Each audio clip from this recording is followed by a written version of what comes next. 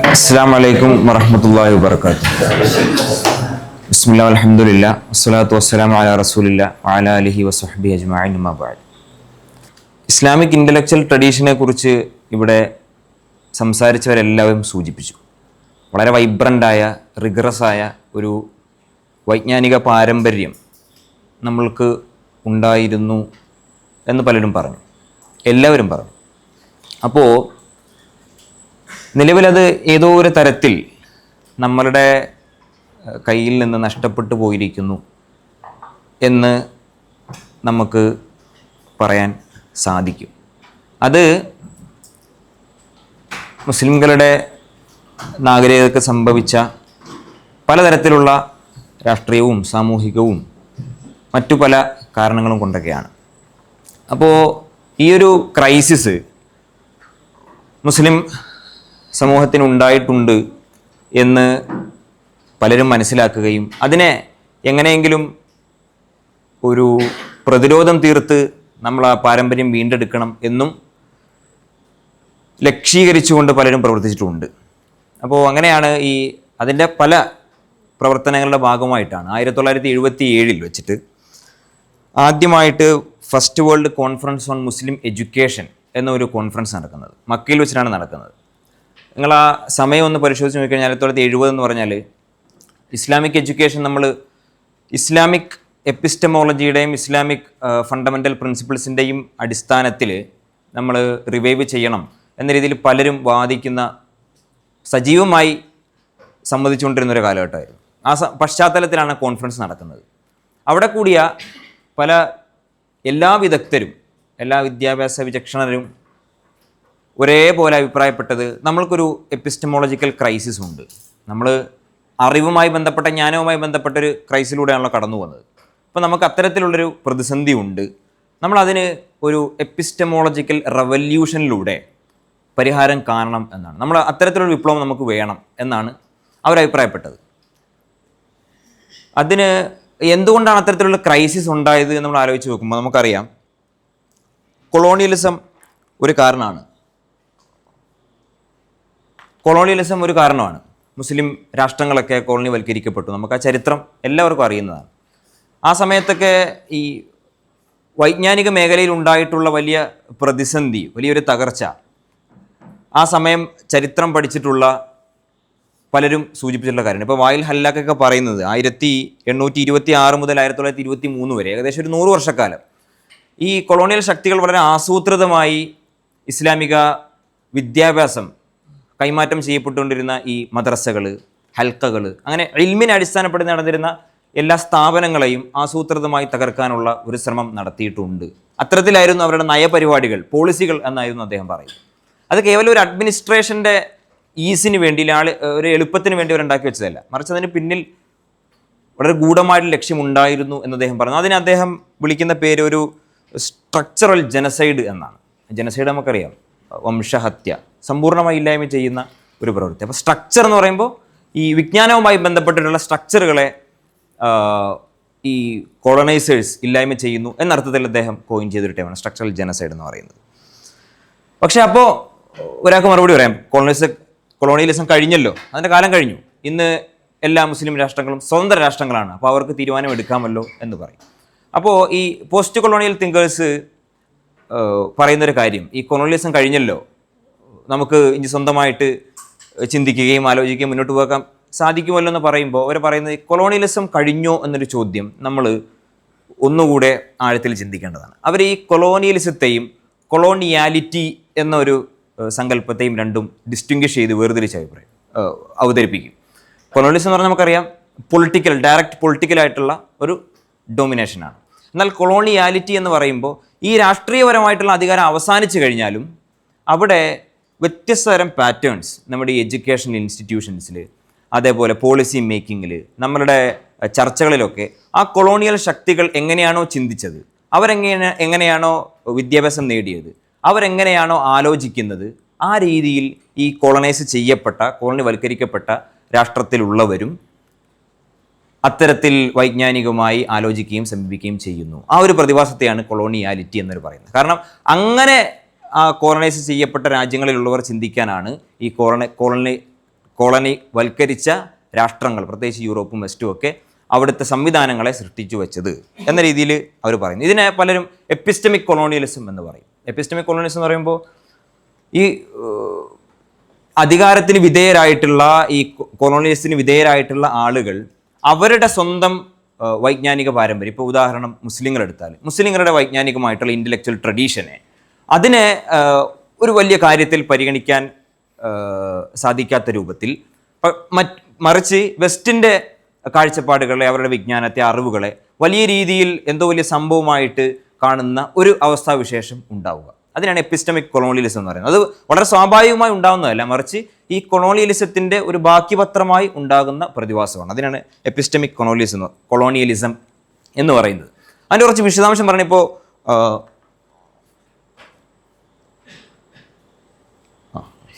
അപ്പോൾ ഈ അതിനൊരു ഒരു ഡൈക്കോട്ടമിയാണ് ഈ knowing subject versus non object. അപ്പോൾ നോയിങ് സബ്ജക്റ്റ് എന്ന് പറഞ്ഞാൽ ഈ അറിയുന്ന ഒരാൾ എന്നർത്ഥത്തിലേ ഉള്ളൂ. ഈ ആരാണോ അറിവ് നേടുന്നത് അയാൾ എന്ന് പറഞ്ഞാൽ ഈ വെസ്റ്റ് ആയിരിക്കും അല്ലെങ്കിൽ യൂറോപ്യൻസ് ആയിരിക്കും എപ്പോഴും അറിവ് ഉൽപ്പാദിപ്പിച്ചുകൊണ്ടിരിക്കുന്നത്. പക്ഷേ വെസ്റ്റ് അല്ലാത്തവരൊക്കെ ഈ അറിവിൻ്റെ ഒബ്ജക്റ്റുകളായിട്ട് മാറിക്കൊണ്ടേയിരിക്കും. എന്ന് പറഞ്ഞാൽ എപ്പോഴും നമ്മൾ ഈസ്റ്റിനെ കുറിച്ച് പഠിച്ചുകൊണ്ടിരിക്കുന്നു, എപ്പോഴും നമ്മൾ മുസ്ലിങ്ങളെക്കുറിച്ച് പഠിച്ചുകൊണ്ടിരിക്കുന്നു, എപ്പോഴും നമ്മൾ ഇന്ത്യയെക്കുറിച്ച്, മറ്റ് ഏഷ്യൻ രാജ്യങ്ങളെക്കുറിച്ച്, ആഫ്രിക്കൻ രാജ്യങ്ങളെക്കുറിച്ച് പഠിച്ചുകൊണ്ടേയിരിക്കുന്നു. പക്ഷേ ഈ പഠിക്കുന്നത് ആരാണ്? ഈ ആലോചിക്കുന്നത് ആരാണ്? എഴുതുന്നത് ആരാണ്? അത് മുഴുവൻ വെസ്റ്റിൻ്റെ ആൾക്കാരാണ്. ഞങ്ങൾക്ക് മാത്രമേ ഇത് സാധിക്കുകയുള്ളൂ എന്ന രൂപത്തിൽ അവരാണ് ഒരു നോവർ, ഒരു ആക്റ്റീവ് നോവർ, എപ്പോഴും സജീവമായി ഈ അറിവിൻ്റെ ഉൽപ്പാദനത്തിൽ ഏർപ്പെട്ടുകൊണ്ടേയിരിക്കുന്നവർ. എന്നാൽ ഇതിന് വിധേയരായിക്കൊണ്ടിരിക്കുന്ന, ഇതിൻ്റെ ഒബ്ജക്റ്റുകളായിക്കൊണ്ടിരിക്കുന്ന ആരാണ്? പുസ്തകങ്ങളിൽ വരുന്ന ആരാണ്? നമ്മൾ ലേഖനങ്ങളിൽ വരുന്ന ആരാണ്? ലെക്ചറുകളിൽ വരുന്ന ആരാണ്? അത് മുഴുവൻ ഏഷ്യയിലെയും ആഫ്രിക്കയിലെയും ആളുകളായിരിക്കും. എന്തുകൊണ്ട് ഇങ്ങനെ എപ്പോഴും സംഭവിച്ചുകൊണ്ടേയിരിക്കുന്നു? അതിൻ്റെ പേരാണ് ഈ എപ്പിസ്റ്റമിക് കൊളോണിയലിസം എന്ന് പറയുന്നത്. എന്നാൽ ഏതെങ്കിലും ഒരാൾ ഇതിനെ, ഈ ഒരു ഐഡിയയെ ചലഞ്ച് ചെയ്താലോ, വെല്ലുവിളിച്ചുകൊണ്ട് പറയുകയാണ്, അങ്ങനല്ല, നമുക്കും നമ്മളുടെ ട്രഡീഷൻ, ഇപ്പോൾ ഇസ്ലാമിക് ഇൻ്റലക്ച്വൽ ട്രഡീഷൻ നമ്മൾ ഡിഫെൻഡ് ചെയ്യണം, നമ്മളതായിട്ടുള്ള കാഴ്ചപ്പാടുകൾ മുന്നോട്ട് വെക്കണം. ഇപ്പോൾ ഇവിടെ എല്ലാ ഉസ്താദന്മാരും പറഞ്ഞ പോലെ അങ്ങനെ ആരെങ്കിലും ആ ഒരു പ്രവൃത്തിയുമായി മുന്നോട്ട് പോയാൽ, തുനിഞ്ഞിറങ്ങിയാൽ പെട്ടെന്ന് പല ലേബലുകൾ അയാൾക്ക് വന്നു ചേരാൻ സാധ്യതയുണ്ട്. അത് പബ്ലിക് ഡിബേറ്റിൽ നമുക്ക് കാണാൻ പറ്റും, അക്കാഡമിയിലും കാണാൻ പറ്റും. വ്യത്യസ്ത തരം ലേബലുകൾ വരാം. അയാളൊരു അപ്പോളജിസ്റ്റാണ് എന്ന് പറഞ്ഞാൽ മുസ്ലിങ്ങൾക്ക് വേണ്ടി എപ്പോഴും വാദിച്ചുകൊണ്ടേയിരിക്കുന്ന ഒരാളാണ് എന്ന് പെട്ടെന്ന് ലേബൽ ചെയ്യും. അല്ലെങ്കിൽ ട്രഡീഷണലിസ്റ്റാണ്, പാരമ്പര്യവാദിയാണ്, ഓർത്തഡോക്സ് ആണ്, അത്തരത്തിലൊരു ചിന്താഗതിയുള്ള ആളാണ് എന്നൊക്കെ ഒരു ലേബൽ വരാൻ സാധ്യതയുണ്ട്. അപ്പോൾ എന്തുകൊണ്ടാണ് ഇങ്ങനെ വരുന്നത് എന്ന് പലരും അന്വേഷിച്ചിട്ടുണ്ട്. എന്തുകൊണ്ടാണ് ഇങ്ങനൊരു സംഭവം ഉണ്ടായി വരുന്നത്? അപ്പോൾ നമ്മൾ ഈ പറഞ്ഞിരുന്ന മനസ്സിലായിട്ടുണ്ടാവും, ഒരു തരം യൂറോ സെൻട്രിസമാണ്. ഇപ്പം മുഹമ്മദ് യു ഫാറൂഖ് ഒക്കെ അദ്ദേഹത്തിൻ്റെ ഡീക്രോണൈസിങ് മുസ്ലിം മൈൻഡ് എന്ന ലേഖനത്തിൽ പറയുന്നത് ഇതിൻ്റെ പ്രധാനപ്പെട്ട കാരണം യൂറോ സെൻട്രിസമാണ്. എപ്പോഴും യൂറോ കേന്ദ്രീകൃതമായി ചിന്തിക്കുന്നു. എന്തുകൊണ്ടാണ് ഇപ്പോൾ യൂറോ സെൻട്രിസം ഉണ്ടാകുന്നത്? നമുക്കറിയാം, കൊളോണിയലിസമാണ് എൻ്റെ പ്രധാനപ്പെട്ട കാരണം. പക്ഷേ അതിൻ്റെ താത്വികമായ ആശയപരമായ ഒരു അടിത്തറ കൂടിയുണ്ട്. ഇപ്പോൾ നിങ്ങൾ ഹെഗൽ എന്ന ഫിലോസഫറെ കുറിച്ച് കേട്ടിട്ടുണ്ടാവും. എന്നൊരു വലിയ ഒരു ഐഡിയലിസ്റ്റ് ആയിട്ടുള്ള ചിന്തകനാണ്. വെസ്റ്റേൺ ഫിലോസഫിയിൽ പ്രധാനപ്പെട്ട ഒരു ഫിലോസഫിയുടെ നാഴികക്കല്ലായി നമുക്ക് സൂചിപ്പിക്കാൻ സാധിക്കുന്ന പ്രധാനപ്പെട്ട ഫിലോസഫേഴ്സിൽ ഒരാളാണ് ഹെഗൽ എന്ന് പറയുന്നത്. അദ്ദേഹം ഈ നാഗരികതകളെ, മനുഷ്യരെ വ്യത്യസ്ത തട്ടുകളിലായിട്ട് ഒരു ചെയിൻ ഓഫ് ബീയിങ് എന്ന രൂപത്തിൽ പറയുന്നുണ്ട്. അടിയിൽ കുറച്ച് ആൾക്കാർ, നടുക്ക് കുറച്ച് ആൾക്കാർ, മേൽ കുറച്ച് ആൾക്കാർ. അപ്പോൾ ആഫ്രിക്കയെ അദ്ദേഹം വിശേഷിപ്പിക്കുന്നത് എപ്പോഴും സെൻഷ്യസ് ആയിട്ടുള്ള എക്സ്പീരിയൻസ് എന്ന് പറഞ്ഞാൽ ഭൗതികമായ, ലൗകികമായ കാര്യങ്ങളിൽ മാത്രം ഇടപെട്ടുകൊണ്ടിരിക്കുന്ന ഒരു മനുഷ്യരാണ് ആഫ്രിക്കക്കാർ. അവർക്കതേ സാധിക്കുള്ളൂ. അവർക്ക് ദൈക്ഷണികമായ ഉയർന്ന ധിഷണയുമായി ബന്ധപ്പെട്ട ചിന്തിക്കുകയും ആലോചിക്കുകയും ഒക്കെ ചെയ്യുന്ന പ്രവൃത്തികൾക്ക് അവർക്ക് പ്രത്യേകിച്ച് ശേഷിയില്ല. എന്നാൽ ആഫ്രിക്കക്കാരോ, അവർ കുറച്ചുകൂടെ ഉയർന്ന, പക്ഷേ ഫുൾ ഓഫ് കോൺട്രഡിക്ഷൻസ്. അവർ ചെയ്യുന്ന എല്ലാം വൈരുദ്ധ്യത്തിലായിരിക്കും ചെന്ന് അവസാനിക്കുക. അവർക്ക് പ്രത്യേകിച്ച് ശരി ഏതാണ്, സത്യമാണെന്ന രൂപത്തിൽ സ്ഥാപിച്ചെടുക്കാൻ, അവതരിപ്പിക്കാൻ സാധിക്കുകയില്ല. എന്നാൽ ഇതിനൊക്കെ സാധിക്കുന്നവരാണ് യൂറോപ്പ്. അവരാണ് the land of spiritual unity എന്ന് പറയുന്നത്. സ്പിരിച്വാലിറ്റി എന്ന് പറയുമ്പോൾ ഹെഗലിൻ്റെ ഭാഷയിൽ ഏറ്റവും ഉയർന്ന ഒരു ആശയലോകമാണ്, അറിവിൻ്റെ ലോകമാണ്. അപ്പോൾ ആ ഒരു ഉയർച്ചയിലേക്ക് എത്താൻ സാധിക്കുന്നത് യൂറോപ്പിന് മാത്രമാണ് എന്ന് ഹെഗൽ പറയും. ഈ ഒരു ചിന്താ രീതിയാണ് പിന്നീട് കൊളോണിയലിസത്തിൻ്റെ പൊളിറ്റിക്കലായിട്ടുള്ള ഡോമിനേഷനിലേക്ക് നയിച്ചിട്ടുള്ള ഫിലോസഫിക്കൽ ആൻഡ് തിയററ്റിക്കൽ അടിത്തറ എന്ന് പറയുന്നത്.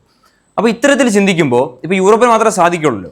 അപ്പോൾ യൂറോപ്പ് പറയുന്നത് സ്വാഭാവികമായിട്ടും എന്തായിരിക്കും?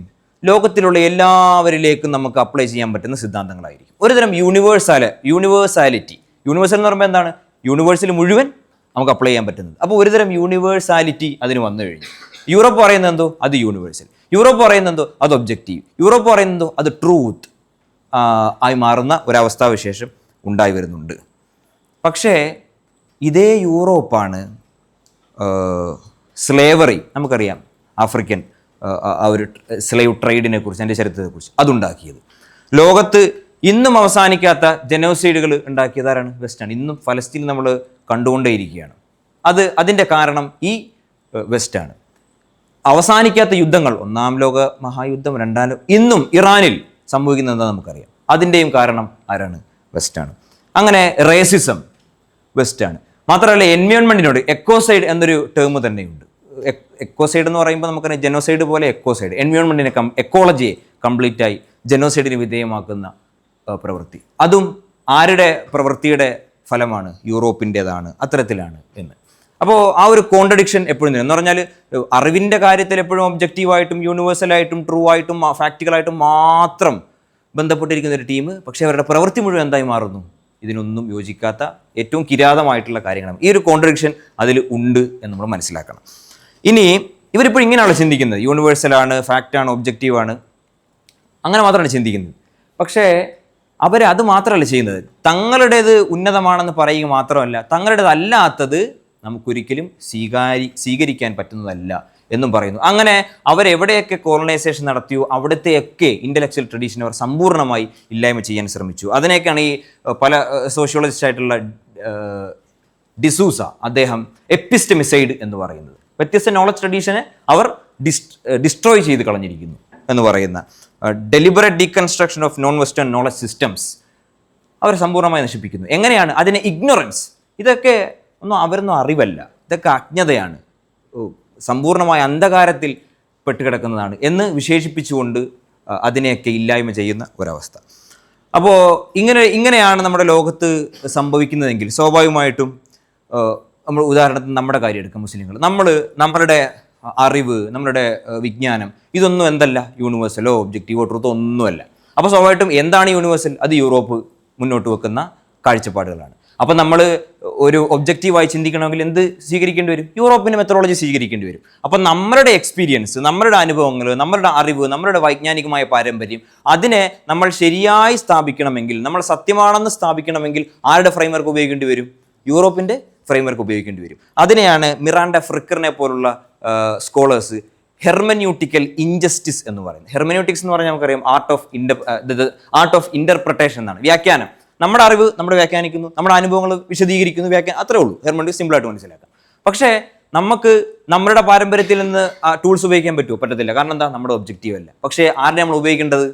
വെസ്റ്റിൻ്റെ. അപ്പോൾ അവിടെ ഒരു അന്യായം സംഭവിക്കുന്നു. നമ്മളുടേതിനെ തഴഞ്ഞുകൊണ്ട് നമ്മൾ മറ്റുള്ളവരെ സ്വീകരിക്കുന്നു. അതൊരു അന്യായമാണ്, അനീതിയാണ്. ഇതിനാണ് മിറാൻഡ ഫ്രിക്കറിനെ പോലുള്ളവർ ഹെർമന്യൂട്ടിക്കൽ ഇൻജസ്റ്റിസ് എന്ന് പറയുന്നത്. ഹെർമന്യൂട്ടിക്കൽ ഇൻജസ്റ്റിസ് എന്ന് പറയുന്നത്. ഇപ്പം ഇങ്ങനെയാണ് നമ്മൾ മനസ്സിലാക്കേണ്ടത്. അപ്പോൾ എന്നാൽ ഇപ്പോൾ ഈ ദിബേഷ് ചക്രവർത്തിയെ പോലുള്ള പണ്ഡിതന്മാർ പറയുന്നത്, ഇപ്പോൾ വെസ്റ്റിൻ്റെ യൂണിവേഴ്സലാണെന്ന് അവർ വാദിക്കുന്നുവെങ്കിലും നമ്മൾ ചെയ്യേണ്ടത് വെസ്റ്റിൻ്റെ ഈ ഒരു ഇൻ്റലക്ച്വൽ ട്രഡീഷനെ അവരർഹിക്കുന്ന പരിഗണന നൽകുക. അനർഹമായതിനെ നൽകാതിരിക്കുകയും ചെയ്യുക. അനർഹമായത് കൊടുക്കരുത്, അർഹിക്കുന്നത് എന്ന് പറഞ്ഞാൽ എന്താ? ലോകത്തുള്ള വ്യത്യസ്ത നോളജ് ട്രഡീഷൻസ് പോലെ, വ്യത്യസ്ത ഇസ്ലാം പോലെ, ഏഷ്യയിലെ മറ്റു പല ട്രഡീഷൻസ് പോലെ, ആഫ്രിക്കയിലെ മറ്റു പല ട്രഡീഷൻസ് പോലെ ഉള്ള ഒന്നാണ് വെസ്റ്റ് എന്ന രൂപത്തിൽ അതിനെ പരിഗണിക്കുക. അങ്ങനെയാണ് നമ്മൾ ചെയ്യേണ്ടത്. അതല്ലാതെ അതിനെ യൂണിവേഴ്സൽ ട്രൂത്തായിട്ട് നമ്മൾ പരിഗണിക്കാൻ പാടില്ല എന്നാണ് ദിബേഷ് ചക്രവർത്തിയെ പോലുള്ള ആൾക്കാർ പറയുന്നത്. അങ്ങനെ അതാണ് യഥാർത്ഥത്തിൽ ചെയ്യേണ്ടത്. നമ്മൾ ഒരിക്കലും യൂണിവേഴ്സലായി പരിഗണിക്കേണ്ട കാര്യമില്ല. എന്നാൽ അദ്ദേഹം അതിൻ്റെ ഒരു കോൺസിക്വൻസ് ആയിട്ട് പറയുന്നത്, ഇപ്പോൾ വെസ്റ്റിൽ നിന്ന് അല്ലാതെ, ഇപ്പം ഈസ്റ്റിൽ നിന്ന് വരുന്ന ആൾക്കാർ, ഏഷ്യയിൽ നിന്ന്, ആഫ്രിക്കയിൽ നിന്ന് വരുന്ന ആൾക്കാർ, അവർ വെസ്റ്റിൻ്റെ ചിന്താധാര എപ്പോഴും എന്ത് ചെയ്യണം? പഠിച്ചിരിക്കണം.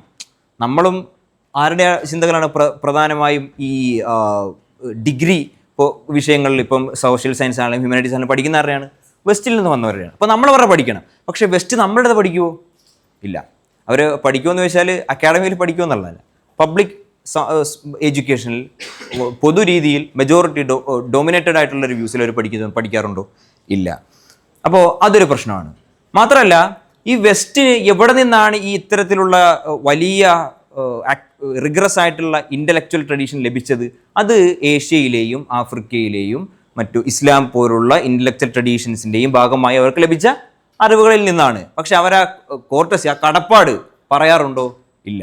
നമ്മളെപ്പോഴും ചരിത്രം എടുത്തു കഴിഞ്ഞാൽ ഗ്രീക്കിൽ നിന്ന് നേരെ പോകുന്ന എങ്ങോട്ടാണ്? മോഡേണിസത്തിലേക്കാണ്. ഗ്രീക്കിൽ നേരെ അതിൻ്റെ ആ നടുക്കുള്ള ഭാഗം ഡാർക്ക് ഏജ് എന്നാണ് അറിയപ്പെടുന്നത്. പക്ഷേ അവിടെ ഏറ്റവും ബ്ലോസ്ഡംഡ് ആയിട്ടുള്ള ട്രഡീഷൻസ് ഉണ്ടായിട്ടുണ്ട്, ഇസ്ലാം പോലുള്ള ജ്ഞാനപാരമ്പര്യങ്ങൾ ഉണ്ടായിട്ടുണ്ട് എന്നാണ്. ഇസ്ലാം മാത്രമല്ല, പോലുള്ള ഒരുപാട് ജ്ഞാനപാരമ്പര്യങ്ങൾ ഉണ്ടായിട്ടുണ്ട് എന്ന് നമ്മൾ മനസ്സിലാക്കണം. അപ്പോൾ ഇതാണ് ഒരു കോണ്ടെക്സ്റ്റ്. ഈ ഒരു ഫ്രെയിംവർക്ക് മുസ്ലിങ്ങളിലെ പലരും എടുത്ത് യൂസ് ചെയ്തിട്ടുണ്ട്. വെസ്റ്റിൻ്റെ ഈ പറഞ്ഞൊരു കൊളോണിയൽ ഫ്രെയിംവർക്ക്, കൊളോണിയാലിറ്റി എന്ന് പറയുന്ന ആ ഒരു പ്രതിഭാസത്തിൻ്റെ ബേസ് ചെയ്തിട്ടുള്ള ഫ്രെയിംവർക്ക് മുസ്ലിങ്ങളിൽ പലരും അവരുടെ വെച്ചാൽ നമ്മുടെ ഇൻ്റലക്ച്വൽ ട്രഡീഷനെ മനസ്സിലാക്കാൻ എടുത്ത് ഉപയോഗിച്ചിട്ടുണ്ട്. അങ്ങനെ ഉപയോഗിക്കുമ്പോൾ ഉണ്ടാകുന്നൊരു പ്രശ്നം, ഇപ്പോൾ നഖീബ് ലത്താസ് ഒക്കെ പറയുന്ന പോലെ ഇമ്മച്ചുവർ ആയിട്ടുള്ള ഇസ്ലാമിനെ ആയിരിക്കും അത് പ്രൊഡ്യൂസ് ചെയ്യുക. ഇമ്മച്ചുവർ ആയിട്ടുള്ള ഇസ്ലാമിനെ. കാരണം ഒരിക്കലും ഇസ്ലാമിൻ്റെ ഇൻ്റലക്ച്വൽ ട്രഡീഷൻ്റെ ഒരു വ്യാപ്തി മനസ്സിലാക്കാൻ ഈ ഫ്രെയിംവർക്ക് നമുക്കൊരിക്കലും സാധിക്കില്ല. അങ്ങനെ ഉപയോഗിച്ചുകൊണ്ട് ആ ഒരു വ്യാപ്തി മനസ്സിലാക്കാൻ ഈ ഫ്രെയിംവർക്ക് നമ്മളെ സഹായിക്കില്ല എന്നാണ്. ഇപ്പോൾ ജോസഫ് അങ്ങനെ വെസ്റ്റിൻ്റെ ഫ്രെയിംവർക്ക് ഉപയോഗിക്കുന്നത് കൊണ്ടുള്ള ഒരു പ്രശ്നമെന്ന് പറയുന്നത്, ഇപ്പോൾ ജോസഫ് ലംബാർഡിനെ പോലുള്ള ആൾക്കാർ പറയുന്നത്, വെസ്റ്റിൻ്റെ തിയറി നമ്മൾ ഇസ്ലാമിൽ അപ്ലൈ ചെയ്യും, പക്ഷേ ഇസ്ലാമിൻ്റെ തിയറി വെസ്റ്റിൽ അപ്ലൈ ചെയ്യൂ? ഇല്ല, അത് സാധിക്കില്ല. അതൊരു പ്രശ്നമാണ്. അതേപോലെ ഈ പല സ്കോളേഴ്സും ഇസ്ലാമിക് സിവിലൈസേഷൻ പ്രൊഡ്യൂസ് ചെയ്ത വലിയ തിങ്കേഴ്സ് ഉണ്ട്. ഇപ്പോൾ ഇബ്നു ഖൽദൂനെ പോലെ, ഇബ്നു സീനയെ പോലെ, അവരെയൊക്കെ പരിഗണിക്കുന്നത് എക്സെപ്ഷൻസ് ആയിട്ടാണ്. പലരും എക്സെപ്ഷൻ, ഇപ്പോൾ നേരത്തെ പറഞ്ഞല്ലോ, ക്ലാസിക്കൽ, ഇപ്പോൾ ഖാലിദ് റുഹൈബിന് ഇവിടെ തൻസീസ പറഞ്ഞു, ക്ലാസിക്കൽ ഇസ്ലാമിക് ഫിലോസഫി മാത്രമാണ് വലിയ അർത്ഥത്തിൽ പഠനവിധേയമാക്കിയത്, പോസ്റ്റ് ക്ലാസിക്കൽ ഫിലോസഫി പഠനവിധേയമാക്കിയിട്ടില്ല എന്ന് പറഞ്ഞു. അപ്പോൾ അവർ പറയും ഈ ക്ലാസിക്കലായിട്ടുള്ള കാലഘട്ടത്തിൽ ഉണ്ടായി വന്നിട്ടുള്ള ഫിലോസഫേഴ്സ് അവർ പറയും എക്സെപ്ഷൻസ് ആണ് എന്ന് പറഞ്ഞാൽ ഇസ്ലാമിക് നാഗരികത പ്രൊഡ്യൂസ് ചെയ്ത തിങ്കേഴ്സ് എല്ലാവരും അവരവരുടെ വേറെ ഏതോ അർത്ഥത്തിൽ ഗ്രീക്കിൽ നിന്ന് നേരിട്ട് അറിവ് നേടുകയും സ്വന്തം കഴിവ് കൊണ്ട് ഉയർന്നു വരികയും ചെയ്തവരാണ്. അവരുടെ കോണ്ടക്സ്റ്റിനെ, ഇസ്ലാം അവർക്ക് നൽകിയ കോണ്ടക്സ്റ്റിനെ നെഗേറ്റ് ചെയ്തുകൊണ്ട് ആ ഇൻഡിവിജ്വൽസിനെ മാത്രം ഉയർത്തിക്കാട്ടുന്നു. അതൊരു പ്രശ്നമാണ്. ആ കോണ്ടക്സ്റ്റ് അത് രൂപീകരിച്ചവരാണ് ഇസ്ലാമിക് സിവിലൈസേഷനാണ്, ഖുർആനാണ്, ഹദീസാണ്. ആ ഖുർആനും ഹദീസിലൂടെ ഉണ്ടായി വന്ന വലിയൊരു ഇൻ്റലക്ച്വൽ ലെഗസിയാണ്. പക്ഷെ അതിനെ നെഗേറ്റ് ചെയ്തുകൊണ്ട് വ്യക്തികളെ മാത്രം കോൺസെൻട്രേറ്റ് ചെയ്യുന്നു. അതൊരു പ്രശ്നമാണ്. അതേപോലെ ക്ലാസിക്കൽ ടെക്സ്റ്റുകളെയും ആ ഒരു കൊഗ്നിറ്റീവ് മാപ്പ് എന്നൊക്കെയാണ് ലംബാർഡ് വിളിക്കുന്നത്. ആ ഒരു വലിയൊരു ചിന്തയുടെ ലോകം അതിനെ കളഞ്ഞുകൊണ്ട്, അതിൻ്റെ കോണ്ടെക്സ്റ്റ് കളഞ്ഞുകൊണ്ട് ക്ലാസിക്കൽ ടെക്സ്റ്റുകളെ മാത്രം എടുത്ത് വായിക്കാൻ ശ്രമിക്കുന്നു. അപ്പോൾ നമ്മൾ എപ്പോഴും പറയാറുള്ള കോണ്ടെക്സ്റ്റിനെ, ഔട്ട് ഓഫ് കോണ്ടെക്സ്റ്റ് അതിനെ വ്യാഖ്യാനിക്കാനുള്ള, തെറ്റായി വ്യാഖ്യാനിക്കാനുള്ള ഒരു പ്രവണത ഉണ്ടായി വരുന്നു എന്ന് നമ്മൾ പറയാം.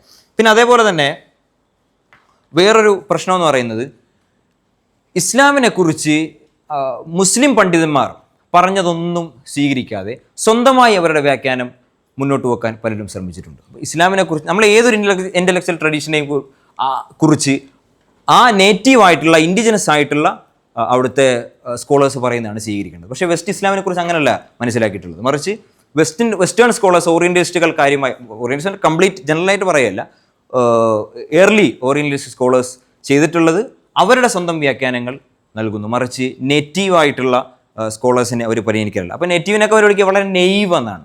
വളരെ നമ്മൾ നിഷ്കു എന്നൊക്കെ പറയത്തില്ല, അത്ര വലിയ ധാരണയൊന്നും ഇല്ലാത്ത, അറിവൊന്നും ഇല്ലാത്ത ആൾക്കാരായി പണ്ഡിതന്മാരെ പരിഗണിക്കുന്നു. അവർ പറയുന്നത് സ്വീകരിക്കാതിരിക്കുന്നു. പിന്നെ ഇപ്പോൾ ഈ തഫ്സീറിനെയും ഹദീസിനെയും ഒരു മെത്തഡോളജി എന്ന അർത്ഥത്തിൽ സമ്പൂർണ്ണമായി മാറ്റി നിർത്തുകയാണ്. കാരണം അതിൻ്റെ ഹിസ്റ്റോറിക്കൽ അക്യൂറസി വേണമെങ്കിൽ, ചരിത്രപരമായ കൃത്യത വേണമെങ്കിൽ വെസ്റ്റിൻ്റെ ഫ്രെയിംവർക്കാണ് യൂസ് ചെയ്യുന്നത്. ഇപ്പോൾ നിങ്ങൾ ഹദീസ് പഠിക്കുകയാണെങ്കിൽ ജോണതൻ എസ് ബ്രൗണിൻ്റെ പല പേപ്പറും, പക്ഷേ ഒരു പേപ്പർ നിങ്ങൾ ദിറാസത്തിൽ ഓതിയിട്ടുണ്ടാവും, HCM, ഹിസ്റ്റോറിക്കൽ ക്രിട്ടിക്കൽ മെത്തേഡ്. അത് യൂസ് ചെയ്തിട്ട് ഹദീസിനെ പഠിക്കാൻ പറ്റത്തുള്ളൂ. പക്ഷേ മുഹദ്ദിസുകൾ മുന്നോട്ട് വെച്ചിട്ടുള്ള നഖ്ദ് ട്രഡീഷൻ നിങ്ങൾ യൂസ് ചെയ്തിട്ട് കാര്യമില്ല. അതാണ് പല ഓറിയന്റേഷനിലും വാദം. അപ്പോൾ അങ്ങനെ ആ വെസ്റ്റേൺ ഫ്രെയിംവർക്ക് യൂസ് ചെയ്താൽ മാത്രമേ നമ്മൾക്ക് അറിവ് നേടാൻ സാധിക്കുകയുള്ളൂ, അതിനെക്കുറിച്ച് മനസ്സിലാക്കാൻ സാധിക്കുകയുള്ളൂ എന്ന് പറയുന്നത്. അപ്പോൾ ഇങ്ങനെ ചെയ്യുന്നത്, ഇപ്പോൾ സജാദ് റിസിയൊക്കെ പറയുന്നത് ഇങ്ങനെ ചെയ്യുന്നത് അവരുടെ എപ്പിസ്റ്റമോളജിക്കൽ ആ ഒരു കോണ്ടക്സ്റ്റിലുള്ള സെക്കുലർ ബയാസാണ്, ഇസ്ലാമിനോടുള്ള സമീപനത്തിലുള്ള സെക്കുലർ ബയാസാണ്. അതുകൊണ്ടാണല്ലോ അവർ മുസ്ലിം പണ്ഡിതന്മാരെ അവഗണിക്കുകയും അവരുടെ സെക്കുലർ ക്രെഡൻഷ്യൽസിനെ ഉയർത്തിപ്പിടിച്ച്, കാരണം അത് കേവലം മതപണ്ഡിതന്മാർ എന്ന തരത്തിൽ നെഗറ്റീവായി മാറ്റി നിർത്തുന്നു. അവർ എന്താണോ ഈ ഖുർആനെയും ഹദീസിനെയും ഔട്ട് ഓഫ് കോണ്ടെക്സ്റ്റ് മനസ്സിലാക്കുന്നത്, അതിൻ്റെ ഖുർആൻ്റെ ഹദീസിൻ്റെയും ഒറിജിനസിനെ കുറിച്ച് മനസ്സിലാക്കുന്നത്, അതവർ അവസാനത്തെ വാക്കായി പരിഗണിക്കുകയും ചെയ്യുന്നു എന്നുള്ളത്. പിന്നെ ഇപ്പോൾ തഫ്സീറാണെങ്കിലും ഹദീസിൻ്റെ വ്യാഖ്യാനങ്ങളാണെങ്കിലും ഇതിനൊക്കെ ഒറ്റ വ്യാഖ്യാനമേ ഉള്ളൂ എന്നിവർ പറയും. ഇതിനൊക്കെ ഒറ്റ വ്യാഖ്യാനമേ ഉള്ളൂ, മീൻസ് അതിൻ്റെ ഉള്ളിലുള്ള ഡൈവേഴ്സ് ആയിട്ടുള്ള പോയിന്റ്സ് ഓഫ് വ്യൂസ് അവർ എടുക്കാറില്ല. ഇതൊക്കെ ഒറ്റ വ്യാഖ്യാനമേ ഉള്ളൂ എന്ന് പറയും. അത് ഒരു പ്രശ്നമാണ്.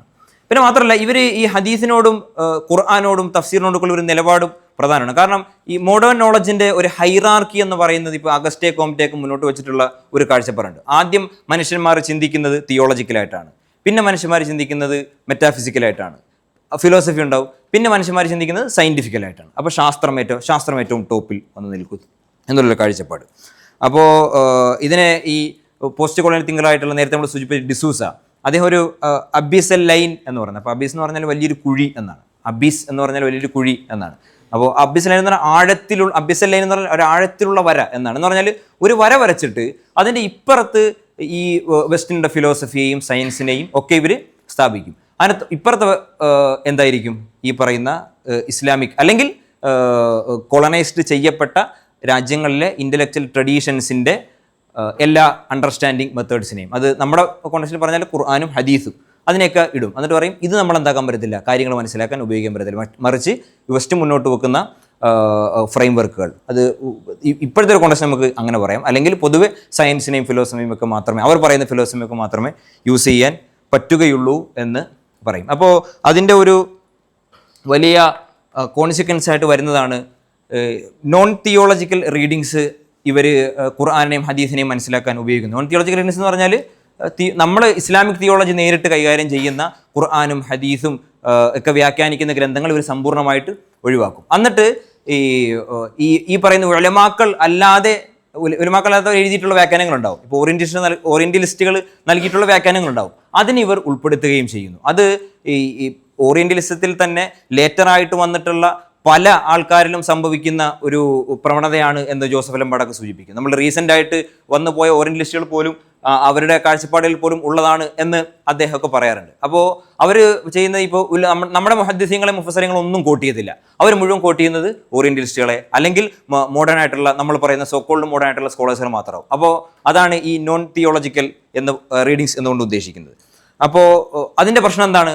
ഇപ്പം നമുക്ക് തന്നെ തോന്നും, നമ്മൾ ഖുർആൻ വ്യാഖ്യാനിക്കും അല്ലെങ്കിൽ നമ്മൾ ഒരു പ്രസംഗമൊക്കെ പറയുമ്പോൾ നമ്മൾ ഉലമാക്കളെ നമുക്ക് കോട്ട് ചെയ്യണം. നമുക്ക് ഇപ്പോൾ ഇന്ന സ്കോളർ ഇന്നത് പറഞ്ഞു, ഇപ്പോൾ ഞാനിപ്പോൾ പറയുന്ന പോലെ ഇന്ന സ്കോളർ ഇന്നത് പറഞ്ഞു, ഇന്ന സ്കോളർ ഇന്ന ഖുർആനെ വ്യാഖ്യാനിച്ച് ഇങ്ങനെ പറഞ്ഞിട്ടുണ്ട്, മറ്റേ ആൾ ഇന്ന ഹദീസിനെ വ്യാഖ്യാനിച്ച് ഇങ്ങനെ പറയുന്നത്. അപ്പോൾ നമുക്കെന്തോ ഒരു എക്സ്ട്രാ വാല്യൂ കിട്ടിയതുപോലെ ഒക്കെ തോന്നാം. ആ ഒരു പ്രവണത അതിൻ്റെ കുറച്ചുകൂടെ എക്സ്റ്റൻഡ് വേർഷനാണിത്. അപ്പോൾ ഇതിൻ്റെ പ്രശ്നം എന്ന് പറഞ്ഞാൽ ഖുർആനിനെ അതിൻ്റെ കോണ്ടക്സ്റ്റിൽ നിന്ന് മാറ്റി വായിക്കുന്നു എന്നുള്ളതാണ്. ഖുർആൻ ഇറങ്ങിയത് അറബികൾക്കാണ്, അത് മനസ്സിലാക്കിയത് ഈ പണ്ഡിതന്മാരാണ്, അവരുടെ ഇൻ്റലക്ച്വൽ ട്രഡീഷനാണ്. അതിനെ മുഴുവൻ നെഗേറ്റ് ചെയ്തിട്ട് സ്വന്തമായിട്ടുള്ള വ്യാഖ്യാനം ചുമക്കുന്നവരെ ഇവിടെ കുടിയിരുത്തുന്നു എന്നൊരു പ്രശ്നമാണ്. അതുമാത്രമല്ല, ഇങ്ങനെ ഈ തിയോളജി പറയുന്നവർ അല്ലെങ്കിൽ ഉലമാക്കളെ സമ്പൂർണ്ണമായി മാറ്റി നിർത്തിയിട്ട് നോൺ തിയോളജിക്കലായിട്ടുള്ള അല്ലെങ്കിൽ നമ്മൾ ഇപ്പോൾ ഈ പറഞ്ഞ പോലുള്ള ആൾക്കാരുടെ വ്യാഖ്യാനങ്ങൾ പ്ലേസ് ചെയ്യുന്നത് അതൊരു സെക്കുലർ ബയാസിൻ്റെ ഭാഗമായിട്ടാണ്. എന്ന് പറഞ്ഞാൽ ഈ മതം വിശ്വസിക്കുന്നവർ അല്ലെങ്കിൽ മതം വിഷയം കൈകാര്യം ചെയ്യുന്നവർ അതിനെ വ്യാഖ്യാനിക്കുന്നവരൊക്കെ പറയുന്നത് സ്വീകരിച്ചാൽ അതെന്തോ പ്രശ്നമാണ് എന്നുള്ളൊരു സെക്കുലർ ബയാസിൻ്റെ ഭാഗമായിട്ടാണ് ഇത്തരത്തിലൊരു കാര്യം ഉണ്ടായി വരുന്നത് എന്നും അദ്ദേഹം പറയുന്നു. ഇനി അപ്പോൾ നമ്മൾ ഇത്രയും ഈ പറഞ്ഞു ഒരുപാട് പ്രശ്നങ്ങളുണ്ട്, എല്ലാ കാര്യങ്ങളും ഉണ്ട്, ഇങ്ങനെയൊക്കെയാണ്. ഇനി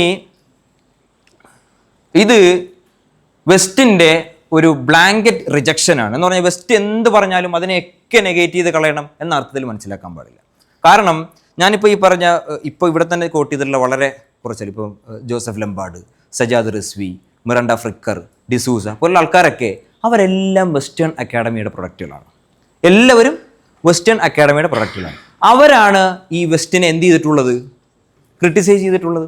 അവരാണ് വെസ്റ്റേൺ മോഡേണിറ്റിയുടെയും ഇമ്പീരിയലിസത്തിൻ്റെയും കൊളോണിയലിസത്തിൻ്റെയും ഒക്കെ പ്രശ്നങ്ങളെ ചൂണ്ടിക്കാണിച്ചിട്ടുള്ളത്. അത് മുസ്ലിംസും ഉണ്ടാവും, നോൺ മുസ്ലിംസും ഉണ്ടാവും. നമ്മളിപ്പോൾ നമ്മുടെ ഒരു കോണ്ടെക്സ്റ്റിൽ മുസ്ലിങ്ങളെയും പറഞ്ഞിട്ടുണ്ട്, അല്ലാത്തവരെയും പറഞ്ഞിട്ടുണ്ട്. അപ്പോൾ അതുകൊണ്ട് വെസ്റ്റിനെ സമ്പൂർണ്ണമായി നിരാകരിക്കുക, നിഷേധിക്കുക എന്ന് പറഞ്ഞാൽ നമ്മൾ ഈ സംസാരിക്കുന്ന കാര്യങ്ങൾ പോലും നമുക്ക് വ്യക്തമായി പറയാൻ സാധിക്കില്ല. കാരണം നമ്മൾ പോലും കോട്ട് ചെയ്യുന്ന ആരെയാണ്? വെസ്റ്റേൺ അക്കാഡമിയിൽ നിന്ന് അവരെ തന്നെ ക്രിട്ടിസൈസ് ചെയ്യുന്നവരെയാണ്.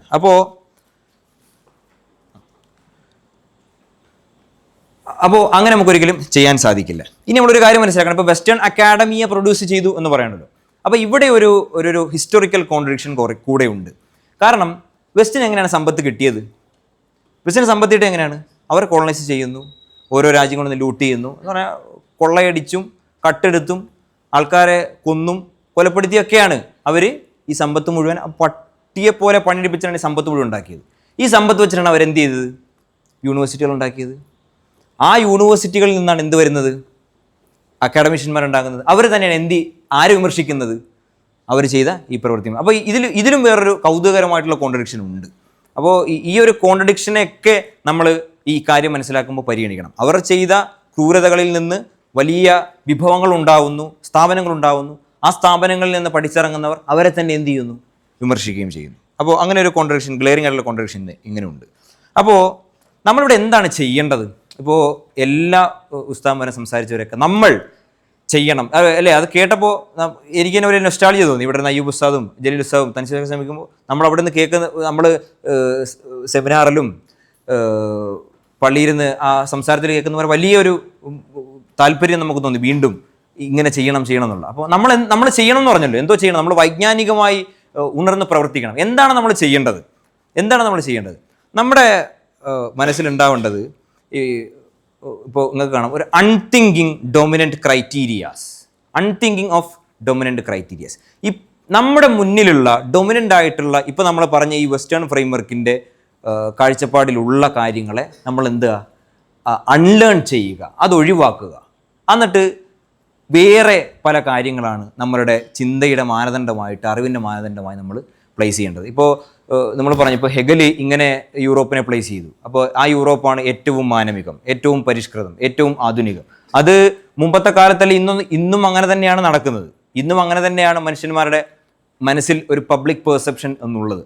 അത് ഇപ്പോൾ ഇവിടെ ഇരിക്കുന്ന നമ്മളൊക്കെ പോലുള്ളവർ കുറച്ചെങ്കിലുമൊക്കെ മാറി ചിന്തിക്കുകയും, അല്ലെങ്കിൽ നമ്മൾ മാത്രമല്ല, ഒരുപാട് ആൾക്കാർ ഇപ്പം നിയോ മാർക്സിസ്റ്റുകളും പോസ്റ്റ് മോഡേണിസ്റ്റുകളുമായിട്ടുള്ള ക്രിട്ടിക്കൽ തിയറിക്കൽ ട്രഡീഷനിൽ വരുന്ന ഒരുപാട് ആൾക്കാർ അതിനെയൊക്കെ വിമർശിക്കുന്നുണ്ട്. പക്ഷേ ആ ഒരു പെർസെപ്ഷൻ ഇവിടെ നിലനിൽക്കുകയാണ്. വെസ്റ്റാണ് ഏറ്റവും ബെസ്റ്റ് എന്ന് പറയുന്ന ഒരു പെർസെപ്ഷൻ നിലനിൽക്കുകയാണ്. അത്തരത്തിലുള്ള ഡൊമിനൻ്റ് നറേറ്റീവ്സിനെ നമ്മൾ എപ്പോഴും അൺലേൺ ചെയ്തുകൊണ്ടേ ഇരിക്കുക എന്ന് പറയുന്നത്. പിന്നെ പലരും മുന്നോട്ട് വെക്കുന്ന ഒരു പരിഹാരം എന്ന് പറയുന്നത്, ഇപ്പോഴത്തെ പ്രശ്നം എന്താണെന്ന് വെച്ചാൽ, അവർ പറയുന്നത് എങ്ങനെയാണ്, ഇപ്പോഴത്തെ പ്രശ്നം എന്താണെന്ന് വെച്ചാൽ, വെസ്റ്റിന് ഈസ്റ്റിനെ അറിയാൻ അവർ സ്വന്തമായി തന്നെ ശ്രമിച്ചതാണ്. വെസ്റ്റ് സ്വന്തമായി വന്ന് ഈസ്റ്റിനെ പഠിക്കാൻ, അല്ലെങ്കിൽ ഉദാഹരണത്തിന് വെസ്റ്റ് മുസ്ലിങ്ങളെ ഇസ്ലാമിനെ കുറിച്ച് പഠിക്കാൻ അവർ തന്നെ മുന്നിട്ടിറങ്ങി വന്ന് നടത്തിയതാണ്. അവരുടെ ഫ്രെയിംവർക്ക് ഉപയോഗിച്ചാണ് പ്രശ്നം. എന്ത് ചെയ്യുക? നമ്മുടെ ഇസ്ലാമിൻ്റെ കുറച്ച് ക്ലാസിക്കൽ ഗ്രന്ഥങ്ങളൊക്കെ എന്ത് ചെയ്യുക? നേരെ ട്രാൻസ്ലേറ്റ് ചെയ്ത് അങ്ങോട്ട് കൊണ്ടുപോവുക. അപ്പോൾ ഈ പ്രശ്നങ്ങൾക്ക് ഒരു പരിഹാരം ഉണ്ടാവും. അത് നമ്മൾ തന്നെ ചെയ്താൽ മതി എന്ന് പലരും പറഞ്ഞിട്ടുമുണ്ട്. അപ്പോൾ ഇതൊരിടത്തിൽ ഒരു പരിഹാരമാണ്. കാരണം ട്രാൻസ്ലേഷൻ, നമ്മളിപ്പോൾ ഗ്രീക്കിൽ നിന്ന് അല്ലെങ്കിൽ സിറിയക് ഭാഷയിൽ നിന്ന് അറബിയിലേക്ക് ട്രാൻസ്ലേഷൻ നടന്നപ്പോഴാണ് നമ്മുടെ അറബിക് ഫിലോസഫി, ഇസ്ലാമിക് ഫിലോസഫിയുടെയൊക്കെ വലിയൊരു ചാലകശക്തിയായിട്ട് പ്രവർത്തിച്ചിട്ടുള്ളത്. അപ്പോൾ അതേപോലെ തിരിച്ച് നടന്നാൽ ഒരു പരിഹാരമാവും എന്ന് പലരും പറയാറുണ്ട്. പക്ഷെ അപ്പോഴൊരു പ്രശ്നമാണ്, നമ്മൾ ഈ ട്രാൻസ്ലേഷൻ നടത്തുന്നത്, അല്ലെങ്കിൽ ഇത്തരത്തിലുള്ള ഒരു റിവേഴ്സ് ആയിട്ടുള്ള എഡ്യൂക്കേഷൻ, ഈസ്റ്റിൽ നിന്ന് വെസ്റ്റിനെ പഠിപ്പിക്കുന്നു എന്ന് ഒരു എഡ്യൂക്കേഷൻ നടത്തുന്നത് ഏത് ഫ്രെയിംവർക്കിലാണ്? അതൊരു ചോദ്യമാണല്ലോ. അതും നടത്തുന്നത് ഈ ഡൊമിനൻ്റ് ഫ്രെയിംവർക്കിലാണെങ്കിൽ അതുകൊണ്ട് വലിയ കാര്യമുണ്ടോ? ഇല്ല. ഈ ട്രാൻസ്ലേഷൻ നടക്കുന്നത് ഡൊമിനൻ്റ് ഫ്രെയിംവർക്കിലാണെങ്കിൽ അതും പ്രത്യേകിച്ച് കാര്യമില്ല. അപ്പോൾ ഇത് ലംബാർഡ് സൂചിപ്പിക്കുന്ന ഒരു പോയിന്റാണ്. ഇത്തരത്തിൽ ട്രാൻസ്ലേഷൻ മൂവ്മെൻറ്റ് കൊണ്ട്, ഈ നമ്മുടെ ഈ കോണ്ടെക്സ്റ്റിലുള്ള ട്രാൻസ്ലേഷൻ മൂവ്മെൻറ്റ് കൊണ്ട് ഇതിന് പരിഹാരം കാണാം എന്ന് വിചാരിക്കുന്നവർ ആ ഏത് ഫ്രെയിംവർക്കിനെ യൂസ് ചെയ്യുന്നു എന്നുള്ളത് പ്രധാനമാണ് എന്ന് അദ്ദേഹം പറയുന്നു. അപ്പോൾ നമ്മൾക്കിപ്പോൾ ചെയ്യാൻ പറ്റുന്നത്, നമ്മൾക്ക് ഇതൊരു സജഷനാണ്. ഇപ്പോൾ ഇത് ഏറ്റവും അവസാനത്തെ വാക്ക് ഒന്നുമല്ല, ഇത് ഞാൻ സ്വന്തമായി കണ്ടുപിടിച്ച് പറഞ്ഞതുമല്ല. ഇപ്പോൾ ഞാനിപ്പോൾ കോട്ട് ചെയ്തിട്ടുള്ള ഈ മുഹമ്മദ് യു ഫാറൂഖിനെ പോലെയുള്ള, അതേപോലെ ജോസഫ് ലംബാർഡിനെ പോലെയുള്ള ഒരുപാട് തിങ്കേഴ്സ്, മുസ്ലിം ഡീകോളോണിയൽ തിങ്കേഴ്സ് എന്ന് വിശേഷിപ്പിക്കാൻ സാധിക്കുന്ന സജ്ജാദ് റിസ്വിയെ പോലുള്ള അതല്ലാത്ത ഒരുപാട് ഡീകോളോണിയൽ തിങ്കേഴ്സൊക്കെ പറഞ്ഞുള്ള കാര്യമാണ്. നമ്മളുടെ ട്രഡീഷനിലുള്ള ആ ഒരു നോളജ് ലെഗസിയെ കൃത്യമായി മനസ്സിലാക്കുക, അതിൽ നിന്ന് പാഠം ഉൾക്കൊള്ളുക. ഇത് നമ്മൾ എല്ലാവരും ചെയ്യണം. ഇപ്പോൾ ഇവിടെ പറഞ്ഞല്ലോ, നമ്മുടെ കൂട്ടത്തിൽ നിന്ന് ഒസാലി ഇമാമും അശ്അരി ഇമാമും റാസി ഇമാമും പോലുള്ള ആൾക്കാർ ഉണ്ടായാൽ മതി എന്ന് പറഞ്ഞു. പക്ഷേ അത് കേവലം ഇമിറ്റേഷൻ അല്ല. നമ്മൾ നേരെ ക്ലാസിക്കൽ ടെക്സ്റ്റുകളിലേക്ക് നോക്കുന്നു, നമ്മൾ നേരെ നമ്മുടെ മെഡീവൽ പീരിയഡ്, നമ്മുടെ പഴയ കാലഘട്ടത്തിലേക്ക് നോക്കുന്നു, അന്നേരം അതിനെ കോപ്പി പേസ്റ്റ് ചെയ്യുന്നു. ഒരു ബ്ലൈൻഡ് ഇമിറ്റേഷൻ, അന്ധമായ അനുകരണം, അതൊരിക്കലും സാധ്യമല്ല. കാരണം നമ്മളിത് അപ്ലൈ ചെയ്യുന്ന എവിടെയാണ്? നമ്മുടെ ഈ ലോകത്താണ്, ഒരു കണ്ടംപററി സമകാലികമായിട്ടുള്ള ഒരു സാഹചര്യത്തിലാണ്. അപ്പോൾ ആ ക്ലാസിക്കൽ ട്രഡീഷനിൽ നിന്ന് പ്രിൻസിപ്പിൾസിനെ, ഫൗണ്ടേഷൻസിനെ ഡിറൈവ് ചെയ്യുകയും അത് നമ്മളുടെ കണ്ടംപററി ആയിട്ടുള്ള അക്കാഡമിക് സിനാരിയോയിൽ അപ്ലൈ ചെയ്യുകയും ചെയ്യുക എന്നുള്ളതാണ് നമുക്ക് ചെയ്യാൻ പറ്റുന്നത്. അപ്പോൾ അതിന് എന്താണ് നമ്മൾ ചെയ്യേണ്ടത്? ആദ്യം നമ്മൾ ഇപ്പോൾ ഗ്രീക്കിൽ നിന്ന് ഈ ഫിലോസഫിയുടെ വലിയൊരു ട്രാൻസ്ലേഷൻ ഉണ്ടായപ്പോൾ ഫസ്റ്റ് ഫിലോസഫർ എന്നറിയപ്പെടുന്ന അൽ കിന്ദി, അദ്ദേഹം ചെയ്തത് അത് സത്യമാണ് എന്ന് അംഗീകരിക്കുകയും ചെയ്തത്. അത് സത്യമാണ്, ഗ്രീക്ക് ഫിലോസഫി സത്യമാണെന്ന് അംഗീകരിച്ച് അതിനോട് എൻഗേജ് ചെയ്യുകയാണ് ചെയ്തത്. അപ്പോൾ മുഹമ്മദ് യുഫാറക്കിനെ പോലുള്ളവർ പറയുന്നത് നമ്മൾക്ക് അൽ കിന്ദിയുടെ ഇൻക്ലൂസിവിറ്റി വേണം എന്നാണ്. ഇൻക്ലൂസിവിറ്റി വേണം എന്ന് പറഞ്ഞാൽ നമ്മൾ ലോകത്തുള്ള എല്ലാ ഇൻ്റലക്ച്വൽ ട്രഡീഷൻസിനെയും റെക്കഗ്നൈസ് ചെയ്യുന്നു, അംഗീകരിക്കുന്ന സത്യമാണെന്ന് അംഗീകരിക്കുന്നതല്ല, ഇങ്ങനെ വ്യത്യസ്ത തരം പ്ലൂറലായിട്ടുള്ള ഇൻ്റലക്ച്വൽ ട്രഡീഷൻസ് ഉണ്ട് എന്ന് നമ്മൾ റെക്കഗ്നൈസ് ചെയ്യുന്നു. ഇവിടെ വെസ്റ്റ് ഉണ്ട്, ഇവിടെ ഏഷ്യയിൽ നിന്നുള്ള ഇൻ്റലക്ച്വൽ ട്രഡീഷൻസ് ഉണ്ട്, ആഫ്രിക്കയിൽ നിന്നുള്ളവരുണ്ട്, ഇസ്ലാമും ഉണ്ട് എന്നുള്ള ഒരു റെക്കഗ്നിഷൻ, ഒരു പ്ലൂറലിസ്റ്റിക് റെക്കഗ്നിഷൻ. പ്ലൂറൽസ് എന്ന് പറഞ്ഞാൽ ബഹുസ്വരമായിട്ടുള്ള ഒരുപാട് ഇൻ്റലക്ച്വൽ ട്രഡീഷൻസ് ഉണ്ട് എന്ന് നമ്മൾ റെക്കഗ്നൈസ് ചെയ്യുന്നു. അതൊന്ന്. പക്ഷേ റെക്കഗ്നിഷൻ മാത്രം പോരാ, അത് ഒരു പ്ലൂറലിസ്റ്റിൻ്റെ റെക്കഗ്നിഷനാണ്. മറിച്ച് നമ്മൾ പറഞ്ഞു റിലേറ്റീവിസം അല്ല, എല്ലാം ശരിയാണെന്നുള്ള വാദമല്ല, പ്ലൂറലായിട്ടുള്ള സംഗതികൾ ഉണ്ട് എന്നുള്ള റെക്കഗ്നിഷനാണ്. എന്നാൽ അത് മാത്രം നമുക്ക് പോരാ, നമുക്ക് അതിനെ നമ്മളുടെ ബേസിൽ നിന്നുകൊണ്ട് അനലൈസ് ചെയ്യുകയും വേണം. അവിടെ നമുക്ക് വേണ്ടത് നമ്മുടെ ഗസാലി ഇമാം മുന്നോട്ട് വെച്ചിട്ടുള്ള ഒരു അനാലിസിസ്, ഒരു ക്രിട്ടിക്കൽ ട്രഡീഷൻ നമ്മൾ സ്വീകരിക്കണം. ഗസാലി ഇമാം ചെയ്തത് എന്താണ് എന്ന് നമുക്ക് അറിയാം. അൽ കിന്ദിയെ പോലെ, അൽ ഫറാബിയെ പോലെ, ഇബ്നു സീനയെ പോലുള്ള വലിയ വലിയ ചിന്തകന്മാർ മുന്നോട്ട് വെച്ചുള്ള കാഴ്ചപ്പാടുകൾ ഇസ്ലാമിൻ്റെ അടിസ്ഥാന ആശയപരമായിട്ടുള്ള തത്വങ്ങളിൽ നിന്നുകൊണ്ട് ഏതൊക്കെയാണ് സ്വീകാര്യമായവ, ഏതൊക്കെയാണ് അസ്വീകാര്യമായവ എന്ന് മനസ്സിലാക്കാൻ സാധിക്കുന്ന ഒരു രീതിശാസ്ത്രം ഗസാലി ഇമാം മുന്നോട്ട് വെച്ചു. അപ്പോൾ ഗസാലി ഇമാം പറഞ്ഞത് അതേപോലെ നമ്മൾ ചെയ്യണം എന്നല്ല, ആ രീതിയിൽ തന്നെ ചെയ്യണം. അദ്ദേഹം പറഞ്ഞ ഒരു ഫ്രെയിം വർക്ക് നമ്മൾ യൂസ് ചെയ്യണം. ഇപ്പോൾ ഉദാഹരണം, നിങ്ങൾ പലരും ഷുഐബ് മാലിക്കിനെ കേട്ടിട്ടുണ്ടാവും അല്ലേ? അക്കിതക്കാർ പലരും കേട്ടിട്ടുണ്ടാവും, അല്ലാത്തവരും കേട്ടിട്ടുണ്ടാവും ഷുഐബ് മാലിക്കിനെ. അദ്ദേഹത്തിൻ്റെ പ്രധാനപ്പെട്ട ഒരു ഗ്രന്ഥം Islam and evolution and Ghazalian paradigm എന്നുള്ളതാണ്. എവല്യൂഷൻ മനസ്സിലാക്കാൻ അദ്ദേഹം ഉപയോഗിക്കുന്ന ആരുടെ പാരഡൈമാണ്? ഗസാലി ഇമാമിൻ്റെ ഫ്രെയിം വർക്കാണ്. അദ്ദേഹം ഗസാലി ഇമാമ മുന്നോട്ട് വെച്ചിട്ടുള്ള അശ്അരി കലാമിൻ്റെ, അശ്അരി തിയോളജിയുടെ ബേസിൽ എവല്യൂഷനെ മനസ്സിലാക്കാൻ ശ്രമിക്കുന്നു. അന്നേരം അദ്ദേഹം പറയുന്നു എവല്യൂഷൻ ഈസ് കമ്പാറ്റബിൾ വിത്ത് ഇസ്ലാം എന്നുള്ളൊരു കൺക്ലൂഷനിലേക്ക് അദ്ദേഹം എത്തുകയും ചെയ്യുന്നു. അദ്ദേഹം തീസിസ് ഭയങ്കര വലുതാണ്, നമുക്ക് ഡിസ്കസ് ചെയ്യാൻ സമയമില്ല. അപ്പോൾ അദ്ദേഹം ഉപയോഗിക്കുന്നത് എന്താണ്? ഗസാലി ഇമാമിൻ്റെ ഫ്രെയിം വർക്കാണ്. ഇത് പലരും വ്യത്യസ്ത തുറകളിൽ, വ്യത്യസ്ത വിഷയങ്ങളിൽ അപ്ലൈ ചെയ്തിട്ടുണ്ട്. പ്രോബ്ലം ഓഫ് എവിൾ നിങ്ങൾ പലരും കേട്ടിട്ടുണ്ടാവും. ലോകത്ത് ദുരന്തമുണ്ട്, എന്തുകൊണ്ട് പടച്ചവൻ ഇതിനൊന്നും ഇല്ലായ്മ ചെയ്യുന്നില്ല, അതിന് വ്യത്യസ്ത വിശദാംശങ്ങളുണ്ട്. അപ്പോൾ അതിന് ആ പ്രോബ്ലം ഓഫ് ഇവിലിനെ മനസ്സിലാക്കാനും problem of evil and Ghazalian paradigm എന്ന് പറഞ്ഞിട്ട് പേപ്പറുകൾ വരുന്നു. അപ്പോൾ അവിടെ ആ ഒരു ട്രഡീഷൻ, ഗസാലി ഇമാം എന്ന് പറയുന്ന ഒരു റെപ്രസെൻറ്റേറ്റീവ് മാത്രമാണ്. അപ്പോൾ ഗസാലി ഇമാം, അതിനുശേഷം റാസി ഇമാം, ആ ഒരു ട്രഡീഷൻ ഉണ്ട്. അപ്പോൾ ഗസാലി ഇമാം മുന്നോട്ട് വെച്ചിട്ടുള്ള ഒരു ക്രിട്ടിക്കൽ ട്രഡീഷൻ, ആ ഒരു പാരമ്പര്യം, അതിനുശേഷം വരുന്ന ഒരുപാട് ആൾക്കാർ തുടർന്ന് വന്നിട്ടുള്ള പാരമ്പര്യം നമ്മൾ എന്ത് ചെയ്യണം? സ്വീകരിക്കണം. അപ്പോൾ അൽ കിന്ദിയുടെ ഇൻക്ലൂസിവിറ്റിയും ഗസാലി ഇമാമിൻ്റെ അനാലിസിസും അതാണ് നമ്മളുടെ ഫ്രെയിംവർക്കിൻ്റെ രണ്ട് തൂണുകൾ എന്ന് പറയും. അപ്പോൾ ഇങ്ങനെ നമ്മൾ മുന്നോട്ട് പോയി കഴിഞ്ഞാൽ സ്വാഭാവികമായിട്ടും നമുക്ക് അറിവ് ഉൽപ്പാദനത്തിന് നേതൃത്വം കൊടുക്കാൻ സാധിക്കും. സ്വാഭാവികമായിട്ടും അങ്ങനെയാണ് ഉണ്ടാവുക. അപ്പോൾ ഈ ഇസ്ലാമിക് പാരഡൈമിൽ ഈ ഇൽമ് എന്താണെന്നുകൂടി നമ്മൾ ഡിസ്കസ് ചെയ്യും. ഇൽമ് എന്താണ്? ഇപ്പോൾ നഖീബ് അൽ അത്താസ് ഒക്കെ പറയുന്നത് ഇൽമ് എന്ന് പറഞ്ഞാൽ അതൊരു ബാലൻസ് ആണ്, അതൊരു ജസ്റ്റിസ് ആണ് എന്നാണ്. അപ്പോൾ ഇൽമ എന്ന് പറഞ്ഞാൽ ബാലൻസ് ആണ്, എന്നിട്ട് ഇൽമ എന്ന് പറഞ്ഞാൽ എങ്ങനെ ജസ്റ്റിസ് ആവുക? ജസ്റ്റിസ് എന്ന് പറഞ്ഞാൽ നമുക്ക് എന്തറിയാം, അതൊരു ലീഗൽ കൺസെപ്റ്റാണ്. നീതി എന്ന് പറയുമ്പോൾ, നൈതികത എന്നൊക്കെ പറയുമ്പോൾ അതെപ്പോഴും കോടതി വ്യവഹാരങ്ങളുമായി ബന്ധപ്പെട്ട അല്ലെങ്കിൽ ഈ മാനവികതയുമായി ബന്ധപ്പെട്ട ഒരു സങ്കല്പമായി നമ്മൾ വിശ്വസിച്ച് വെക്കുകയാണ്. പക്ഷേ അത്താസ് പറയുന്നത് അറിവെന്നാൽ തന്നെ എന്താണ്? ജസ്റ്റിസ് ആണ് എന്ന് അദ്ദേഹം പറയുന്നു. അപ്പോൾ ഇതിനെങ്ങനെയാണ് മനസ്സിലാക്കുന്നത്? അദ്ദേഹം പറയുന്നത് ഇത് ഈ ജസ്റ്റിസ് എന്ന് പറഞ്ഞാൽ അതൊരു തിയറി ഓഫ് ഇൻഡിവിജ്വൽ, ഒരു മനുഷ്യനെ കുറിച്ചുള്ള സിദ്ധാന്തം തന്നെ. എങ്ങനെ മനുഷ്യൻ അവനോട് തന്നെ കൃത്യമായി യഥാർത്ഥ രീതിയിൽ പെരുമാറുന്നു, അവൻ അവൻ്റെ സ്ഥാനം മനസ്സിലാക്കുന്നു, അവനോട് തന്നെ റൈറ്റ് പ്ലേസിൽ, റൈറ്റ് കൈൻഡിൽ, റൈറ്റ് വേയിൽ ഇടപെടുന്നു, മറ്റുള്ളവരോട് ഇടപെടുന്നു, പ്രകൃതിയോട് ഇടപെടുന്നു, പടച്ചവനോട് ഇടപെടുന്നു. ഇതാണ് യഥാർത്ഥത്തിൽ എന്തെന്ന് പറയുന്നത്, ഇൽമ് എന്ന് പറയുന്നത്. ആ ഒരു തരത്തിലുള്ള ജസ്റ്റിസ് ആണ് അത്താസ് ഉദ്ദേശിക്കുന്നത്. നമ്മൾ നമ്മുടെ സ്ഥാനം മനസ്സിലാക്കുന്നു, പടച്ചവൻ്റെ സ്ഥാനം മനസ്സിലാക്കുന്നു, മറ്റുള്ളവരുടെ സ്ഥാനം മനസ്സിലാക്കുന്നു, പ്രകൃതിയുടെയും സ്ഥാനം മനസ്സിലാക്കുന്നു, എന്നിട്ട് നമ്മൾ നോളജ് പ്രൊഡക്ഷനിൽ ഇടപെടുന്നു. ഇങ്ങനെയാണ് നമ്മൾ അറിവിനെ കാണുന്നത് എങ്കിൽ, നമ്മൾ ഈ പറഞ്ഞ ഫ്രെയിംവർക്കിലൂടെ, അൽക്കിന്ദിയുടെ ഇൻക്ലൂസിവിറ്റിയിലൂടെ, ഗസാലി ഇമാമിൻ്റെ അനാലിസിസിലൂടെ നമ്മൾ അറിവ് നേടുകയും ആ ലഭിക്കുന്ന അറിവിനെ നമ്മൾ ഇങ്ങനെ മനസ്സിലാക്കുകയും justice as balance, as justice എന്ന് നമ്മൾ മനസ്സിലാക്കുകയും ചെയ്താൽ, ഈ വെസ്റ്റ് മുന്നോട്ട് വെച്ചിട്ടുള്ള ഫ്രെയിംവർക്കിലൂടെ ഉണ്ടായി വന്നിട്ടുള്ള എവിൾസ്, ദുരന്തങ്ങൾ ഒരിക്കലും ഇസ്ലാമിക് പാരഡൈമിൽ ഉണ്ടാവില്ല. അവിടെ നമ്മൾ സ്ലേവറിയെ ന്യായീകരിക്കുന്ന കാഴ്ചപ്പാടുകൾ മുന്നോട്ട് വെക്കില്ല, നമ്മൾ എൻവയോൺമെൻറ്റിനെ ചൂഷണം ചെയ്യുന്ന കാഴ്ചപ്പാടുകൾ മുന്നോട്ട് വെക്കില്ല, നമ്മൾ കോളനൈസേഷനെ ന്യായീകരിക്കുന്ന കാഴ്ചപ്പാടുകൾ മുന്നോട്ട് വെക്കില്ല, അവരുടെ നോളജ് സിസ്റ്റത്തെ തകർക്കുന്ന കാഴ്ചപ്പാടുകൾ മുന്നോട്ട് വെക്കില്ല.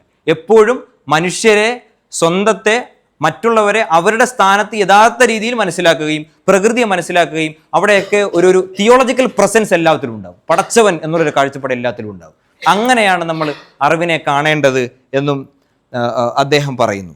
ഇങ്ങനെ വന്നാൽ നമുക്ക് ഒരു കൊഗ്നിറ്റീവ് ലിബറേഷൻ, ഒരു വൈജ്ഞാനികമായ വിപ്ലവം, വിമോചനം സാധ്യമാകും എന്ന് പറയാം. ഇങ്ങനെയാണ് നമ്മൾ മുന്നോട്ട് പോകുന്നതെങ്കിൽ, ഈ പറഞ്ഞ പ്രമേസ് ഒക്കെ കറക്റ്റാണെങ്കിൽ ഇതൊരു കോഗ്നിറ്റീവ് ലിബറേഷനിലേക്ക് നയിക്കും. അങ്ങനെ നമുക്ക് ഇസ്ലാമിനെ ഒരു യൂണിവേഴ്സലായിട്ടുള്ള സിമ്പലായി, ഒരു യൂണിവേഴ്സലായിട്ടുള്ള ഈ പ്രശ്നങ്ങൾക്കുള്ള പരിഹാരമായി അവതരിപ്പിക്കാൻ സാധിക്കും. അത് യൂണിവേഴ്സൽ എന്ന് പറയുമ്പോൾ അത് എല്ലാ മനുഷ്യർക്കും ഒരു നമ്മൾ പറയാറുണ്ടല്ലോ, ഇപ്പോൾ ഇസ്ലാം എന്നാൽ എല്ലാ പ്രശ്നങ്ങൾക്കും ഒരു പരിഹാരമാണ്. ഇപ്പോൾ അതൊക്കെ പറയുമ്പോൾ നമ്മുടെ ഒരു കോൺടെക്സ്റ്റിൽ പറയുമ്പോൾ വലിയ പ്രശ്നമായിരിക്കും. പക്ഷേ നമ്മളിത് പറയുന്നത് കുറച്ചുകൂടി ഉയർന്ന ഒരു അക്കാഡമിക് ആയിട്ടുള്ള അതിൻ്റെ സബ്സ്റ്റാൻഷിയേറ്റിനും അണ്ടർസ്റ്റാൻഡിങ്ങും ഒക്കെ വേറൊരു ഉയർന്ന തലത്തിൽ നിന്നുകൊണ്ടാണ്. ഇസ്ലാം എന്ന് പറയുന്നത് യൂണിവേഴ്സൽ ആയിട്ടുള്ള ഒരു പാരഡൈമാണ്. അത് ഈ പറയുന്ന പ്രശ്നങ്ങൾക്കൊക്കെ ഒരു പരിഹാരമാണെന്ന് പറയുന്നത് ഈ തരത്തിലാണ്. കാര്യങ്ങളെ മനസ്സിലാക്കാൻ, ഇൻക്ലൂസീവായിട്ട് കാര്യങ്ങളെ മനസ്സിലാക്കാൻ, എന്നാൽ ക്രിട്ടിക്കലായിട്ട് കാര്യങ്ങളെ വിലയിരുത്താനുള്ള ഒരു മാപ്പിനിയായി നമുക്ക് ഇസ്ലാമിനെ അവതരിപ്പിക്കാൻ സാധിക്കും. അതൊരു കോഗ്നിറ്റീവ് ലിബറേഷനുള്ള വഴിയായി മാറുകയും ചെയ്യും എന്ന് പറഞ്ഞുകൊണ്ട് ഇൻഷാ അല്ലാഹ് ഇനി നിങ്ങളുടെ ഭാഗത്തു നിന്ന് എന്തെങ്കിലും കമൻസ്, ആഡിങ്സ്, ചോദ്യങ്ങളൊക്കെ ഉണ്ടെങ്കിൽ ചോദിക്കാം. ഇൻഷാ അല്ലാഹ് ഉസ്താദ് ഒക്കെ ഇവിടെ ഉണ്ട്. ഇൻഷാ അല്ലാഹ് അസ്സലാമു അലൈക്കും വറഹ്മത്തുള്ളാഹി.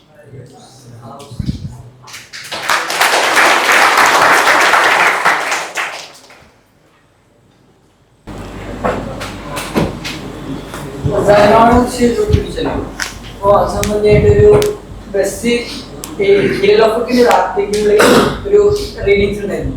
അതായത് മുസ്ലിങ്ങൾ എന്തുകൊണ്ട് ബാക്കോട്ട് പോയിരുന്നത്. അപ്പോൾ നമുക്ക് രണ്ട് ട്രഡീഷൻസ് ആണ്, ഒന്ന് ഔദാലിമാമിന്റെ മുൻപുള്ളതും ശേഷമുള്ളതും. അപ്പോൾ ഈ ഒരു കാലത്ത് ഇപ്പോൾ നമ്മൾ ഒരുപാട് ഇസ്ലാമിക് ഫിലോസഫേഴ്സ്, ഇബ്നു സീന, ഫാറാബി, അങ്ങനത്തെ ഒരുപാട് ആൾക്കാരെ നമ്മൾ അറിഞ്ഞിട്ടുണ്ട്. ഇസ്ലാമിന്റെ ഒരുപാട് ഇന്നോവേഷന് കാരണക്കാരായിട്ടുള്ള ഒരുപാട് കണ്ടെത്തലുകൾ നടത്തിയിട്ടുള്ള ഒരുപാട് ഫിലോസഫേഴ്സിനെ നമ്മൾ പറയാറുണ്ട്. പക്ഷെ അവരൊക്കെ ഒരു മുഅ്തസില സ്കൂൾ ഓഫ് തോട്ട്സിൽ ഉൾപ്പെടുന്നവരാണ്. പക്ഷെ ഔദാലിമാമ വന്നതോട് കൂടിയിട്ട്, നമ്മുടെ അശ്കരി സ്കൂൾ ഓഫ് തോട്ട്സ് മുന്നോട്ട് വന്നതോട് കൂടിയിട്ട് ഇസ്ലാമിലെ ബുദ്ധിയുടെ സ്ഥാനത്തിന് വളരെ പരിമിതമാക്കുകയും ഒരുപാട് ഇന്നോവേഷൻസിന് തടയിടുകയും ചെയ്തു എന്നുള്ള റീഡിങ്സ് ഉണ്ട്. അതിന് അദ്ദേഹം മുന്നോട്ട് വെക്കുന്നത് ഒരുപാട് നോബൽ പ്രൈസിനൊക്കെ വെച്ചിട്ട് ആ ഒരു സമയത്ത് ഒരുപാട് നോബൽ പ്രൈസുകൾ മുസ്ലിങ്ങൾ നേടിയിട്ടുണ്ട്. പക്ഷെ പിന്നീട് ഓർമ്മ ശരിയാണെങ്കിൽ 6 എണ്ണാണെന്ന് തോന്നുന്നത്. അതിന് ശേഷം പിന്നെ മുസ്ലിങ്ങളുടെ പേര് നോബൽ പ്രൈസിലൊന്നും ഇല്ല. അതായത് കണ്ടെത്തലുകളിൽ മുസ്ലിങ്ങൾ കുറഞ്ഞു വന്നിട്ടുള്ളത്. അതായത് ഒരു കാലത്ത് മുഅ്തസിലക്ക് വളരെ സ്ഥാനം ഉണ്ടായിരുന്നു. അതിന് ഔദാലിമാമിന്റെ വരവോട് കൂടിയിട്ട് അതൊരു തടയിട്ടു. അപ്പൊ ആ ഒരു ആർഗ്യുമെന്റ് അത് വെസ്റ്റ് ഉണ്ടാക്കിയിട്ടുള്ള ഒരു വെറും നരേറ്റീവ് മാത്രമാണോ, അതല്ല അതിന് എത്രത്തോളം ശരിയുണ്ട് എന്നുള്ള അതിനെക്കുറിച്ചൊരു. അപ്പോൾ ഇത് നമ്മൾ അക്കാഡമിയിൽ ഇതിനെ ഈ ഡിക്ലൈൻ നറേറ്റീവ് എന്നാണ് പറയാം. Decline narrative. ഇപ്പോൾ ഈ ഫാറൂഖ് അതിനെ വിശേഷിപ്പിക്കുന്നത് മിത്ത് ഓഫ് ഡിക്ലൈൻ നറേറ്റീവ് എന്നാണ്. ഡിക്ലൈൻ നറേറ്റീവ് എന്ന മിഥ്യ എന്നാണ്.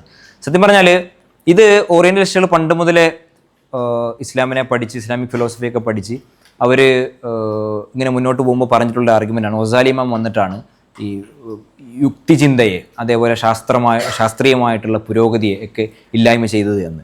സത്യത്തിൽ ഈ പറയുന്നതിന് വലിയൊരു കോൺട്രഡിക്ഷനാണ്. കാരണം ഗസാലി ഇമാം ചെയ്തിട്ടുള്ളത് ഇപ്പോൾ ഇബ്നു സീനയുടെ ആണെങ്കിലും, ഇബ്നു സീനയാണല്ലോ അതിൻ്റെ ഒരു പിന്നാക്കൾ എന്ന് പറയുന്നത്. ഇബ്നു സീനയെ കൊണ്ടുവച്ചിട്ടുള്ള ലോജിക്കിനെ ഉപയോഗപ്പെടുത്തിക്കൊണ്ട് ലോജിക്കിനെ ഉപയോഗപ്പെടുത്തിക്കൊണ്ട് ഇബ്നു സീന മുന്നോട്ട് വെച്ചിട്ടുള്ള മെറ്റാഫിസിക്സിനെയും അടിസ്ഥാനപ്പെടുത്തിക്കൊണ്ട് തിയോളജി സ്ഥാപിക്കുക എന്നാണ് ഗസാലി ചെയ്തത്. ഇപ്പോൾ ഫ്രാങ്ക് ഗ്രിഫിളിൻ്റെ ഫിലോസഫിക്കൽ തിയോളജി ഓഫ് ഇമാം ഗസാലി എന്ന് പറഞ്ഞൊരു ഗ്രന്ഥമുണ്ട്. അതിൽ അദ്ദേഹം പ്രധാനമായും പറയുന്ന ഒരു കാര്യം തന്നെ. ഇപ്പോൾ ഈ ഗസാലി ഇമാമ് അതിനുശേഷം വരുന്ന മുത്തക്കല്ലിമികളുടെയൊക്കെ കാലത്തെ നമ്മൾ വിശേഷിപ്പിക്കുന്ന പോസ്റ്റ് അവിസന്നൻ എറ എന്നാണ്. പോസ്റ്റ് അവിസന്നൻ. അപ്പോൾ പോസ്റ്റ് അവിസന്നൻ എന്ന് പറയുമ്പോൾ എന്താണ്? അവിസന്ന ഇബ്നു സീനയാണ് നമ്മളൊരു മാർക്കർ എന്ന് പറയുന്നത്. ഇബ്നു സീനയ്ക്ക് മുമ്പും ശേഷവും. അപ്പോൾ ഗസാലി ഇമാമാണ് ഇതിനെ ഇല്ലായ്മ ചെയ്തത് എന്ന് പറയുന്നവർ മറച്ചു വെക്കുന്നൊരു കാര്യം, ഗസാലി ഇമാം പോലും ഉപയോഗിച്ചിട്ടുള്ളത് ആരുടെ സ്വാധീനിക്കപ്പെട്ടത്? ഇബ്നു സീനയിലാണ്. ഇബ്നു സീനയുടെ മെറ്റാഫിസിക്സും ഇബ്നു സീനയുടെ ഓണ്ടോളജിയും ഇബ്നു സീന മുന്നോട്ട് വെച്ചിട്ട് ലോജിക്കലായിട്ടുള്ള കൺസെപ്റ്റുകളുമാണ് എന്നുള്ളതാണ്. അപ്പോൾ ഗസാലി ഇമാം ലോജിക്കിനെയും ഇബ്നു സീന കംപ്ലീറ്റായി സ്വീകരിച്ചു എന്നല്ല, ആ ലോജിക്കിനെ ഉപയോഗപ്പെടുത്തി ചെയ്തിട്ടുള്ളത് നമ്മുടെ അഖീദയെ സംരക്ഷിക്കുക എന്നുള്ളതാണ്. അപ്പോൾ ഖുർആനും ഹദീസും മുന്നോട്ട് വെച്ചിട്ടുള്ള അഖീദ, അതിന് വിരുദ്ധമായി വരുന്ന സംഗതികൾ ഈ ഫലാസിഫത്തിൻ്റെ ആർഗ്യുമെൻറ്റുകളിൽ വന്നപ്പോൾ അതിനെ എതിർക്കുക എന്നുള്ളതാണ് ഗസാലി ചെയ്തിട്ടുള്ളത്. നമ്മൾ ഫൽസഫയൊക്കെ പഠിക്കുമ്പോൾ നമുക്ക് മനസ്സിലാവുന്ന ഒരു കാര്യം അങ്ങനെയാണ്. ഗസാലി ചെയ്തിട്ടുള്ളത് ഇസ്ലാമിൻ്റെ ബേസുകളെ സ്ഥാപിക്കുകയും അതിനെതിരെ വന്നിട്ടുള്ള ഫലാസിഫത്തിൻ്റെ ആർഗ്യുമെൻറ്റുകൾ നിരാകരിക്കുകയാണ് ചെയ്തിട്ടുള്ളത്. മറിച്ച് അതിനുശേഷം ഇപ്പോൾ പറഞ്ഞല്ലോ ക്ലാസിക്കൽ ഫിലോസഫിക്കൽ ട്രഡീഷനിൽ മാത്രമുള്ളതാണ് പഠനം നടക്കുന്നത്. ഇപ്പോൾ ഫ്രാങ്ക് ഗ്രിഫിളിൻ്റെ പുതിയൊരു പുസ്തകം പോസ്റ്റ് ക്ലാസിക്കൽ ഫിലോസഫി ഇൻ ഇസ്ലാം എന്നുള്ളതാണ്. പോസ്റ്റ് ക്ലാസിക്കൽ അഥവാ ക്ലാസിക്കൽ പീരീഡ്, ഗസാലി ഇമാമിന് ശേഷമുള്ള പീരീഡിലുള്ള ഫിലോസഫിക്കലായിട്ടുള്ള ട്രഡീഷൻ. അപ്പോൾ അവിടെ ആര് വരുന്നുണ്ട്? അവിടെ റാസി ഇമാം വരുന്നുണ്ട്. അതിനുശേഷം ഇവരുടെയൊക്കെ ജീലി ഇമാം വരുന്നുണ്ട്, ഷറഹുൽ മവാഖിഫ് വരുന്നുണ്ട്, സൈഫുദ്ദീൻ അൽ ആമിദി മുതലായിട്ടുള്ള ഇമാമികൾ വരുന്നുണ്ട്, സനൂസി ഇമാമിനെ പോലെ ആൾക്കാർ വരുന്നുണ്ട്. ഇവരൊക്കെ ഡീൽ ചെയ്തിട്ടുള്ളത് ഇവർ പറഞ്ഞ ഈ ഫിലോസഫി ആണ്. അപ്പോൾ ഈ ഒരു ഡിക്ലൈൻ ഉണ്ടാവുമെങ്കിൽ പിന്നെ ഇവരുണ്ടായിട്ടുള്ളത് ഈ ഒരു ഡിക്ലൈൻ സംഭവിച്ച ഇങ്ങനെയുള്ള ആൾക്കാരൊന്നും ഉണ്ടാവാൻ പാടില്ല.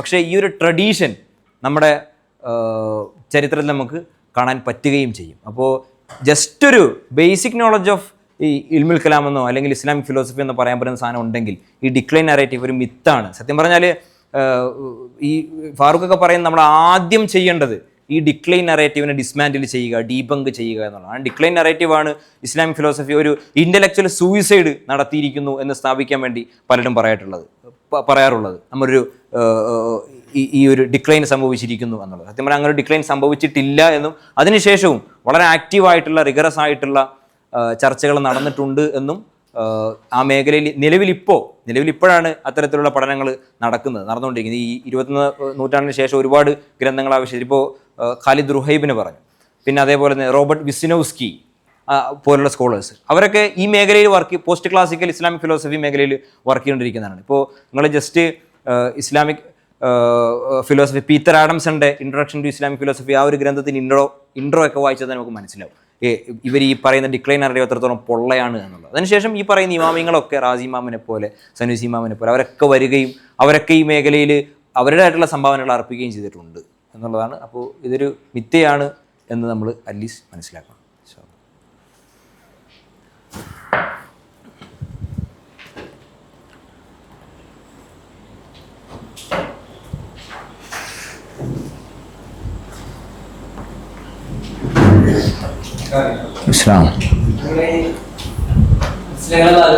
കൂടുതൽ പഠനങ്ങളും മറ്റും നോക്കുന്ന സാഹചര്യം കൂടുതലും ഇസ്ലാമിലെ നിയമങ്ങൾക്ക് അടിസ്ഥാനമാക്കിയിട്ടുള്ള പഠനങ്ങളൊക്കെ കൂടുതലുണ്ടാകും.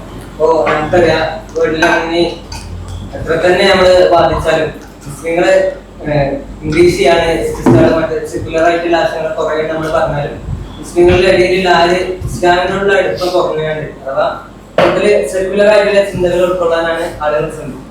ഈ ഒരു സാഹചര്യത്തിൽ നമ്മൾ മുസ്ലിമിന്റെ പഠനങ്ങൾക്ക് ഞാൻ പറഞ്ഞതുപോലെ തന്നെ കൂടുതൽ ഇസ്ലാമിന്റെ നിയമങ്ങൾ അടിസ്ഥാനമായിട്ട് മറ്റാണ് പഠനങ്ങളുണ്ട്. അഥവാ ഏതൊരു കാര്യത്തിലും നമ്മളതായിട്ടുള്ള ലോജിക്ക് വെച്ചാണ് ഓരോ കാര്യങ്ങൾ സംസാരിച്ചാലും ഏറ്റവും അവസാനം അള്ളാഹുവിന്റെ ഉദ്ദേശം എന്താണെന്നൊക്കെ കൃത്യമായിട്ട് നമുക്ക് മനസ്സിലാക്കാൻ പറ്റാത്തതുകൊണ്ട് നമ്മൾ എല്ലാത്തിനും അവസാനമായിട്ട് നമ്മൾ പറയുന്നത് അള്ളാഹുവിനെ അറിയാം, അല്ലെങ്കിൽ അള്ളാഹു പറയുന്നത് ഇത് വെച്ചിട്ടാണ് ഏതൊരു പഠനം കൂടുതൽ നമ്മൾ അവസാനിപ്പിക്കുക. ഈ സാഹചര്യത്തിൽ നമ്മൾ ഇസ്ലാമിനെ അഥവാ ഇസ്ലാമിനെ ഈ സെക്യുലർ ആയിട്ടുള്ള ചിന്തകൾ കൂടുതൽ വളർന്നു വരുന്ന സംഭവത്തിൽ എന്തുകൊണ്ട് ആളുകൾ നമ്മളെ ആശയങ്ങൾ ഉൾക്കൊള്ളണം, അഥവാ ഈ ഒരു വെസ്റ്റേണിന്റെ പഠനങ്ങൾ കൂടുതൽ എന്ത് ചെയ്യുന്നുണ്ട് സെക്യുലർ ആയിട്ടുള്ള ആശയങ്ങളാണ് മുന്നോട്ട് പോകുന്നത്. അതിനെ ഉൾക്കൊള്ളുണ്ടായാലും അവർക്ക് ഒന്നുകൂടെ എളുപ്പമൊന്നുമില്ലാതെ നമുക്ക് തോന്നുന്നത്. അതിപ്പോൾ ഈ സെക്കുലർ ആശയങ്ങൾ ഉൾക്കൊള്ളുന്ന വല്ല പ്രാഗ്മാറ്റിക് എന്നാണ് ചോദിക്കുന്നത്. അപ്പോൾ അങ്ങനെ ആശയങ്ങൾ ഉൾക്കൊണ്ടു കഴിഞ്ഞാൽ സ്വാഭാവികമായിട്ട് നമുക്ക് ഒരുപാട് മെറ്റീരിയൽ ആയിട്ടുള്ള ഗെയിൻസ് ബെനിഫിറ്റ്സ് ഉണ്ട്.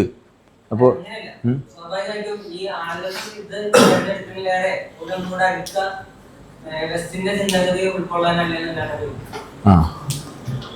അവർക്ക് പെട്ടെന്ന് ശരിയാണെന്ന് തോന്നുന്ന ക്വസ്റ്റ്യൻ അല്ലേ എന്ന്. ശരി, അതേ നമ്മൾ പറഞ്ഞത്.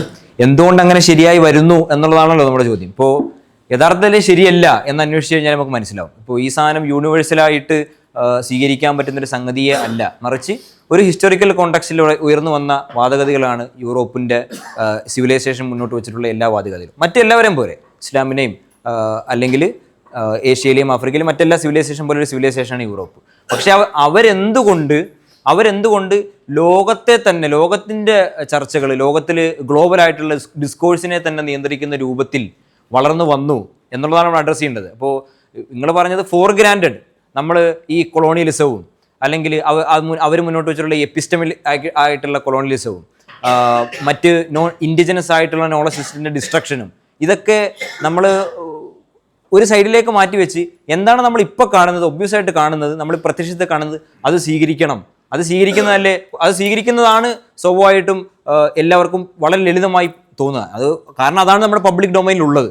സെക്കുലർ ആയിട്ടുള്ള വാല്യൂസാണ് പബ്ലിക് ഡൊമൈനിലുള്ളത്. സെക്കുലർ ആയിട്ടുള്ള ആശയങ്ങളാണ് പബ്ലിക് ഡൊമൈനിലുള്ളത്. നമ്മൾ പറയുന്നത് ആ സെക്കുലർ ആയിട്ടുള്ള ആശയങ്ങൾ പബ്ലിക് ഡൊമൈനിൽ വരുന്നതിന് പിന്നിൽ ഇത്ര ഡെഡ്ലി ആയിട്ടുള്ള ഒരു ഹിസ്റ്ററി ഉണ്ട്, രക്തരൂക്ഷിതമായിട്ടുള്ളൊരു ഹിസ്റ്ററി ഉണ്ട്. അതിൻ്റെ കാരണം ഇങ്ങനെയൊക്കെയാണ്. ഇവർ ഈ ഒരു ചരിത്ര പശ്ചാത്തലത്തിൽ ഉയർന്നു വന്നവരാണ്. ഇവർ ഈ യൂണിവേഴ്സലായി വരാനുള്ള കാരണം മറ്റു മനുഷ്യരെ ചൂഷണം ചെയ്തതിൻ്റെ പേരിലാണ്. ഇനി അതൊരു പൊളിറ്റിക്കലായിട്ടുള്ള സോഷ്യലായിട്ടുള്ള ഹിസ്റ്ററി. ഇനി ഇവരുടെ ആശയത്തിൻ്റെ, സെക്കുലർ ആയിട്ടുള്ള ആശയത്തിൻ്റെ ആ ഒരു കൊഹിറൻസ് അല്ലെങ്കിൽ യുക്തിഭദ്രത, സാധുത എടുത്ത് നോക്കിക്കഴിഞ്ഞാൽ പോലും അത് മറ്റു ഇൻ്റലക്ച്വൽ ട്രഡീഷൻസിനോട് മുട്ടി നിൽക്കാൻ പറ്റുന്ന ഒരു ഇൻ്റലക്ച്വൽ എബിലിറ്റി ഈ ആശയങ്ങൾക്കില്ല എന്ന് ഡയലോഗിൽ നമുക്ക് മനസ്സിലാവും. ഇപ്പോൾ നിങ്ങൾ സെക്കുലർ എന്ന് പറഞ്ഞു. ഇപ്പോൾ ഈ സെക്കുലർ എന്ന പദം പോലും ഒരു തരത്തിൽ ഒരു ഹിസ്റ്റോറിക്കൽ കോണ്ടക്സ്റ്റിൽ ഒരു ചരിത്ര പശ്ചാത്തലത്തിൽ ഉയർന്നു വന്നതാണ്. ഒരു ചരിത്ര പശ്ചാത്തലത്തിൽ പ്രത്യേകമായിട്ടുള്ള ആശയങ്ങൾ, പ്രത്യേകമായിട്ടുള്ള ഒരു അർത്ഥങ്ങളോടുകൂടി ഉയർന്നു വന്നതാണ്. നിങ്ങളിപ്പോൾ ഈ സെക്കുലർ എന്ന് പറയുമ്പോൾ അതിനപ്പുറം എന്തുണ്ട്? റിലീജിയൻ എന്ന് പറഞ്ഞ സാധനം ഉണ്ട് അല്ലേ? സെക്കുലർ എന്ന് പറയുമ്പോൾ അതിനപ്പുറം മതമുണ്ട്. സത്യം പറഞ്ഞാൽ ഈ സെക്കുലർ എന്നും ഈ റിലീജിയൻ എന്നും ഈ പറയുന്ന വാക്കുകൾ, അതിന് നമ്മൾ മനസ്സിലാക്കുന്ന അർത്ഥങ്ങൾ, ഇതൊക്കെ വെസ്റ്റിൻ്റെ ക്രിയേഷനാണ്, കൺസ്ട്രക്റ്റാണ്.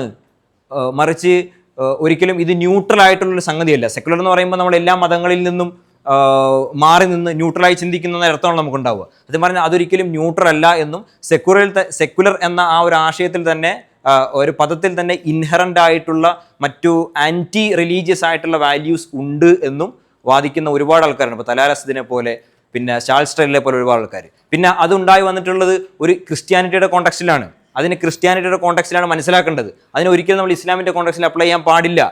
അങ്ങനെ അപ്ലൈ ചെയ്ത് കഴിഞ്ഞാൽ നമുക്കൊരിക്കലും ഇതിനെ കൃത്യമായി മനസ്സിലാക്കാൻ പറ്റില്ല. കാരണം അത് ഇസ്ലാമിൻ്റെ പല ആശയങ്ങളോടും വിരുദ്ധമായി വരുന്നതുണ്ട് എന്ന് മാത്രമല്ല, സെക്കുലർ എന്ന് പറയുമ്പോൾ തന്നെ അതിന് ഇസ്ലാമിക് വിരുദ്ധമായിട്ടുള്ള പല ആശയങ്ങളും ഉണ്ട് എന്ന് വാദിക്കുന്ന പല ആൾക്കാരുമുണ്ട്. അപ്പോൾ ഈ സെക്കുലർ റിലീജിയൻ എന്ന ബൈനറി തന്നെ, ആ കാറ്റഗറി തന്നെ പ്രശ്നമാണ് എന്ന് വാദിക്കുന്ന ആൾക്കാരുണ്ട്. ഇനിയിപ്പോൾ ആ കാറ്റഗറി തന്നെ ശരിയായി സ്വീകരിച്ചാൽ പോലും അത് ഇതാണ് സത്യം എന്ന് മനസ്സിലാക്കുന്നത് പോലും ചരിത്രത്തിൻ്റെയും അതേപോലെ രാഷ്ട്രീയത്തിൻ്റെയും ഒക്കെ വലിയൊരു നിഷേധമാണ്. കാരണം നമ്മുടെ മുന്നിൽ ഈ കാണുന്ന ഈ മുഴുവൻ ഒബ്ജക്റ്റീവായി ട്രൂ ആയി കാണുന്ന സാധനങ്ങൾ മുഴുവൻ മറ്റു പല ഒബ്ജക്റ്റീവ് ആൻഡ് ട്രൂ ഫാക്റ്റുകളെയൊക്കെ നെഗേറ്റ് ചെയ്തിട്ട് പൊളിറ്റിക്കലായിട്ടുള്ള പവറിൻ്റെ ബലത്തിൽ ഉയർന്നു വന്ന സാധനങ്ങളാണ്. അപ്പോൾ ഈ സാധനങ്ങൾ നമ്മൾ എപ്പോഴും പബ്ലിക് ഡൊമൈനിൽ അത് നിൽക്കുന്നു എന്നതുകൊണ്ട് ഒരിക്കലും ശരിയാക്കണമെന്നില്ല.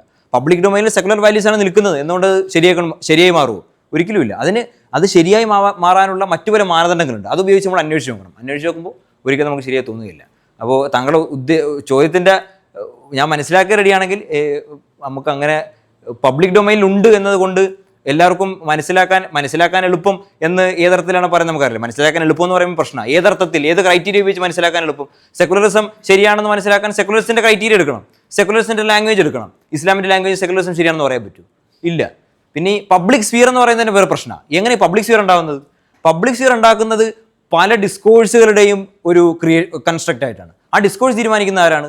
അത് ഈ സെക്കുലർ എന്ന് പറയുന്ന ഗ്ലോബലായിട്ടുള്ള വെസ്റ്റിൻ്റെയും യൂറോപ്പിൻ്റെയും ആൾക്കാരാണ്. അപ്പോൾ ഈ പബ്ലിക് സ്ഫിയറിൽ നമുക്ക് സ്വീകരിക്കാൻ പറ്റും? ഇല്ല. ഇത് ക്രിയേറ്റ് ചെയ്യുന്നവരാണ്, ഈ കാറ്റഗറി ക്രിയേറ്റ് ചെയ്യുന്നവരാണ്, ഈ ബൈനറി ക്രിയേറ്റ് ചെയ്യുന്നവരാണ്. എന്നിട്ട് ഇതിൽ വരുന്നതൊക്കെ ഒബ്ജക്റ്റീവായിട്ട് പോർട്രേ ചെയ്യുന്നതും ചിത്രീകരിക്കുന്നവരാണ്. അതുകൊണ്ട് ഇവർ പറയുന്ന സത്യമാണെന്ന് നമ്മളിരുന്നാൽ അതൊരു ഇൻ്റലക്ച്വൽ ഡിസ്ഹോണസ്റ്റി ആയി നമുക്കങ്ങനെ പെടാം. കാരണം അത് പ്രത്യക്ഷത്തിൽ നമുക്ക് അങ്ങനെയാണ് തോന്നുന്നത്, പക്ഷേ നമുക്കൊരിക്കലും അങ്ങനെ ചെയ്യാൻ പാടില്ല.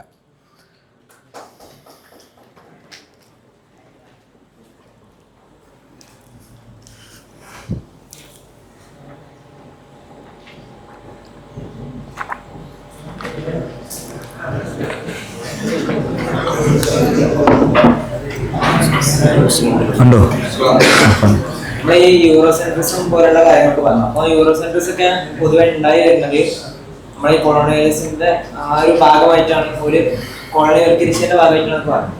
അപ്പോൾ ഈ കൊളോണിയലൈസേഷന്റെ പ്രധാനപ്പെട്ട ഒരു ആളുകൾ എന്ന് പറഞ്ഞാൽ ക്രിസ്ത്യൻ ഓരോ ടീമാണ്. പക്ഷെ ഈ നമ്മളെ സെക്കുലറിസം ഒക്കെ പറഞ്ഞു വരുമ്പം ക്രിസ്ത്യാനിറ്റിനെ പോലും ഭീഷണിയാകുന്ന രൂപത്തിൽ ചർച്ചിന്റെ കാര്യം നോക്കിയാൽ മതി എന്നുള്ള രൂപത്തിലൊക്കെ വരുമ്പം, അപ്പൊ ഈ പറഞ്ഞ കാലത്താണെങ്കിൽ പോലും ഇപ്പൊ നമ്മള് യൂറോപ്യൻസ് അല്ലെങ്കിൽ വെസ്റ്റിന്റെ സംഭവമാണ് വലിയ ഇത് കാണുന്നതൊക്കെ ഒരു ഈ സയൻസിനെ കൂടുതൽ അല്ലെങ്കിൽ ശാസ്ത്രീയമായ രീതികളെ കൂടുതൽ സപ്പോർട്ട് ചെയ്യുന്ന ആ ഒരു രീതിയിലാണ് അവർ പോകണമെന്നുള്ളതാണ്. പക്ഷെ അപ്പോഴും ഈ ക്രിസ്ത്യാനിറ്റിനെയും ഇസ്ലാമിനെ സയൻസ് പരമായിട്ട് എങ്ങനെ ഭീഷണി വരുന്നുണ്ടോ അതേപോലെ ക്രിസ്ത്യാനിറ്റിക്കും ഭീഷണിയാവുന്നുണ്ട് ഈ സയൻസ് ഓല മതപരമായിട്ട് അടിസ്ഥാനപരമായിട്ടുള്ള മത കാര്യങ്ങളിൽ. പക്ഷെ എന്തുകൊണ്ട് ഇസ്ലാം ഇങ്ങനെ ഒരു വലിയൊരു പ്രശ്നമായിട്ട് ഈ പറഞ്ഞ സയൻസിനെ കാണുന്നതല്ല, അവരുടെ ചിന്താഗതികളെ വെസ്റ്റേൺ ചിന്താഗതികളെ നമ്മൾ കാണുന്നത് പോലെ എന്തുകൊണ്ട് അവരെ തന്നെ തിരിഞ്ഞു വെക്കുന്ന സാധനങ്ങളെ നമ്മൾ ക്രിസ്ത്യാനിറ്റി വലിയൊരു പ്രശ്നമായിട്ട് കാണുന്നതായിട്ട് തോന്നാറുണ്ട്. പോലെ എന്തുകൊണ്ട് അതിനെ വലിയ രീതിയിൽ എതിർക്കണില്ല, സയൻസിനെ എതിർക്കുന്നില്ല. മതത്തിന്റെ മൊത്തത്തിലുള്ള പ്രശ്നമാണല്ലോ. ലോകത്തിന്റെ ഇപ്പൊ മതത്തിന്റെ ഒരു പോപ്പുലേഷൻ നോക്കുകയാണെങ്കിൽ ക്രിസ്ത്യാനിറ്റിയാണ് വരുന്നത്. അപ്പൊ ആ രീതിയിലൊക്കെ വരുമ്പം എന്തുകൊണ്ട് ഈ അത്രയും മതത്തിനെ ബാധകമാകുന്ന ഈ കാര്യങ്ങളോട് പോലെ എന്തുകൊണ്ട് ഇത്ര രീതിയിൽ വലിയ രീതിയിലാണ് എതിർക്കുന്നില്ല? ക്രിസ്ത്യാനിറ്റി എന്തുകൊണ്ട് ഇവർ എതിർക്കുന്നില്ല എന്നാ? അപ്പോ ക്രിസ്ത്യാനിറ്റി എന്തുകൊണ്ട് എതിർക്കുന്നില്ല? സത്യം പറഞ്ഞ ഇവര് നമ്മൾ പറഞ്ഞു ഇപ്പോൾ സെക്കുലർ ഇസം എന്നുള്ള ഇസം ക്രിസ്ത്യാനിറ്റിയുടെ കോണ്ടക്സ്റ്റിലാണ് ഉണ്ടായി വന്നിട്ടുള്ളത്. അപ്പോൾ സത്യം പറഞ്ഞാൽ അവർ ചർച്ചിനെതിരെയാണ്.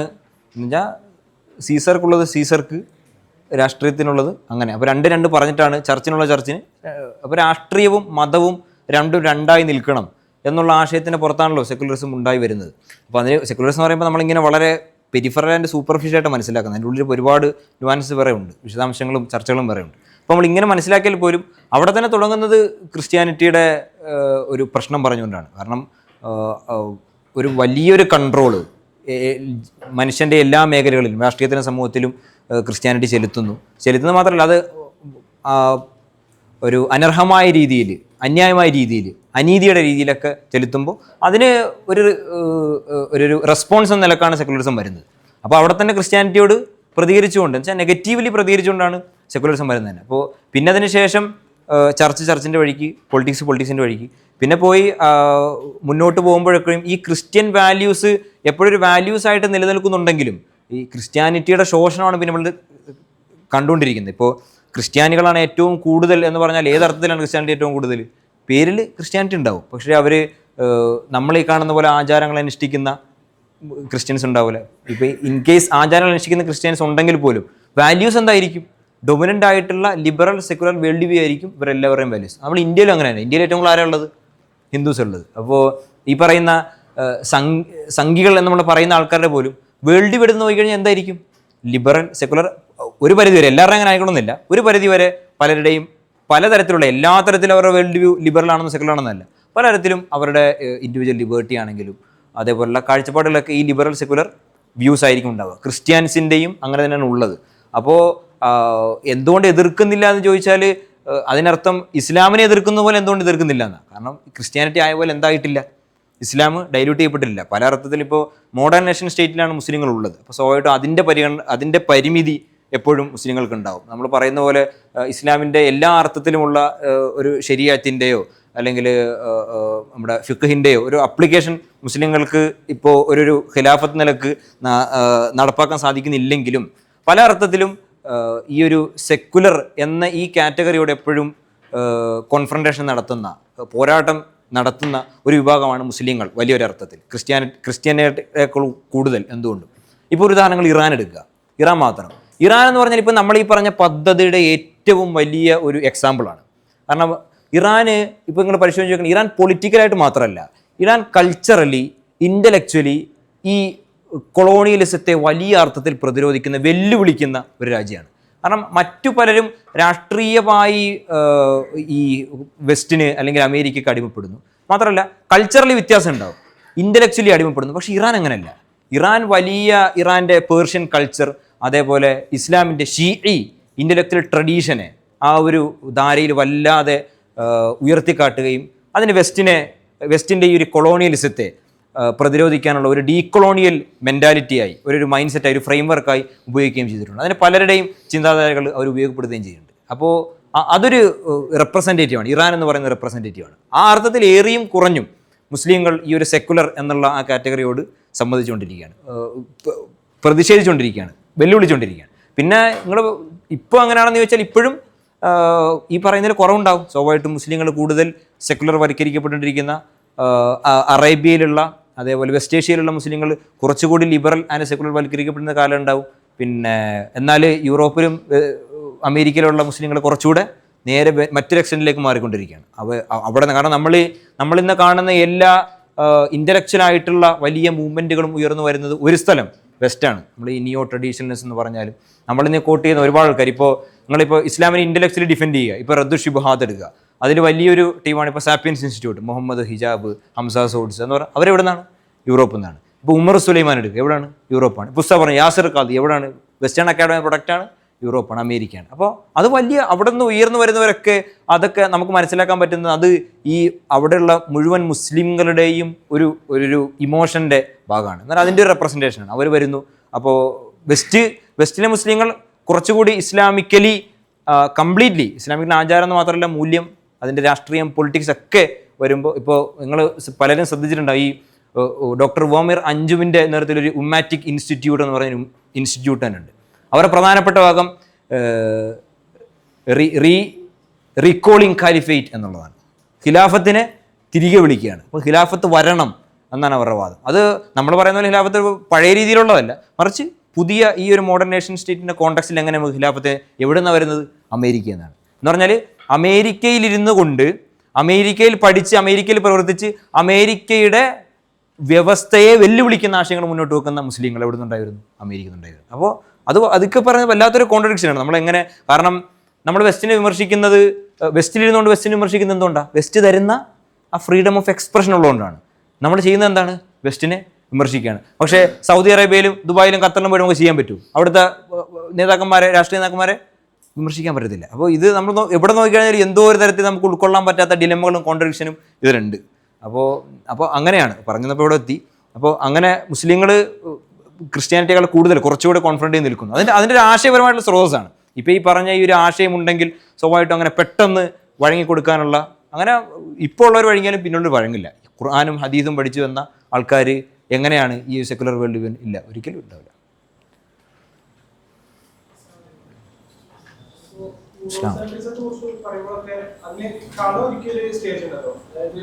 ഒരിക്കലും അവരെ കൊണ്ട് സ്വതന്ത്രമായിട്ട്, യൂറോപ്യൻസിനെ കൊണ്ട് സ്വതന്ത്രമായിട്ട് ഇതൊക്കെ ഒരു ഇന്റലക്ച്വൽ ഷിഫ്റ്റിന് സാധ്യത തോന്നില്ല. അപ്പോൾ ഉദാഹരണത്തിന് ഇപ്പോൾ ഈജിപ്തിന്റെ കേസ് വെക്കുകയാണെന്നുണ്ടെങ്കിൽ തന്നെ കൊളോണിയലിസം എന്ന് പറഞ്ഞ സമയത്ത്, അത് പറഞ്ഞ സമയത്ത് മുഹമ്മദ് അബ്ദുവിനെ പോലെയുള്ള പോലെയുള്ള മുസ്ലിം തന്നെ അതിനു വേണ്ടിയിട്ട് കളമൊരുക്കിയത് കാണാൻ സാധിക്കും.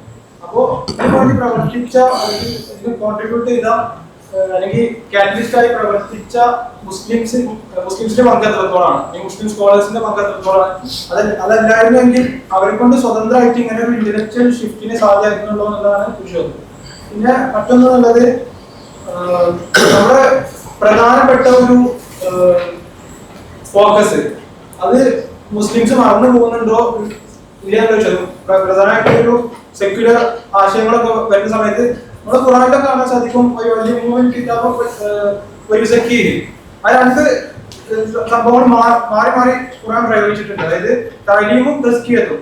അപ്പോ ഇങ്ങനൊരു നിയോ ലിബറൽ വേൾഡ് വന്ന സമയത്ത് നമ്മൾ കൂടുതലായിട്ടും ഒരു തഅലീമിലേക്ക് മാത്രം പോയിട്ട് തെസ്കിയത്ത് എന്നുള്ള ഒരു കോൺസെപ്റ്റ് ഒന്നെങ്കിൽ അതൊരു രമ്യമായിട്ട് അല്ലെങ്കിൽ അതിനെ ഒരു വാല്യൂ കുറച്ചുള്ള രീതിയിലേക്ക് മാറിയിട്ടുണ്ടോ, അങ്ങനെ മുസ്ലിംസിന്റെ ഒരു ഇന്റേണൽ ഒരു ഡിക്ലൈനിന് എത്രത്തോളം പങ്ക് വഹിച്ചിട്ടുണ്ട് എന്നുള്ളതാണ്.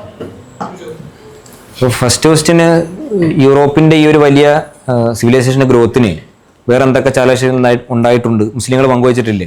സ്വാഭാവികമായിട്ടുണ്ട്. ചരിത്രത്തിൽ മുസ്ലിങ്ങളിലൂടെ അതോടൊപ്പം മറ്റു ട്രഡീഷൻസ് ഉണ്ടായിട്ടുണ്ട്, മുസ്ലിങ്ങൾ മാത്രം അല്ല. അപ്പോൾ ഈ ജോർജ് സാലിബയൊക്കെ European renaissance, making of European renaissance ആണ്. അതിൽ ഈ ഇസ്ലാമിൻ്റെ പങ്കിനെക്കുറിച്ച് അദ്ദേഹം അതിൽ കൃത്യമായിട്ട് രേഖപ്പെടുത്തുന്നുണ്ട്. എങ്ങനെയാണ് ഈ ഇബ്ൻ റുഷ്ദ് അദ്ദേഹത്തിൻ്റെ കാഴ്ചപ്പാടുകൾ വലിയ സ്വാധീനം ചെലുത്തിയിട്ടുള്ളത്. ഇപ്പോൾ നിങ്ങൾ ജസ്റ്റ് ഞാനിപ്പോൾ വേറെ ക്ലാസ്സിൽ പറഞ്ഞു, ഇപ്പോൾ നിങ്ങൾ ജസ്റ്റ് വെറുതെ ഗസാലി ഇമാമിൻ്റെ മുൻകിദ് മിനൽ ദലാലും അതേപോലെ ഡെക്കാർട്ടിൻ്റെ മെഡിറ്റേഷനും നിങ്ങളെടുത്ത് ഇങ്ങനെ വായിച്ചു പോയി കഴിഞ്ഞാൽ വല്ലാത്തൊരു സാമ്യത അതിനെ തോന്നാൻ പറ്റും.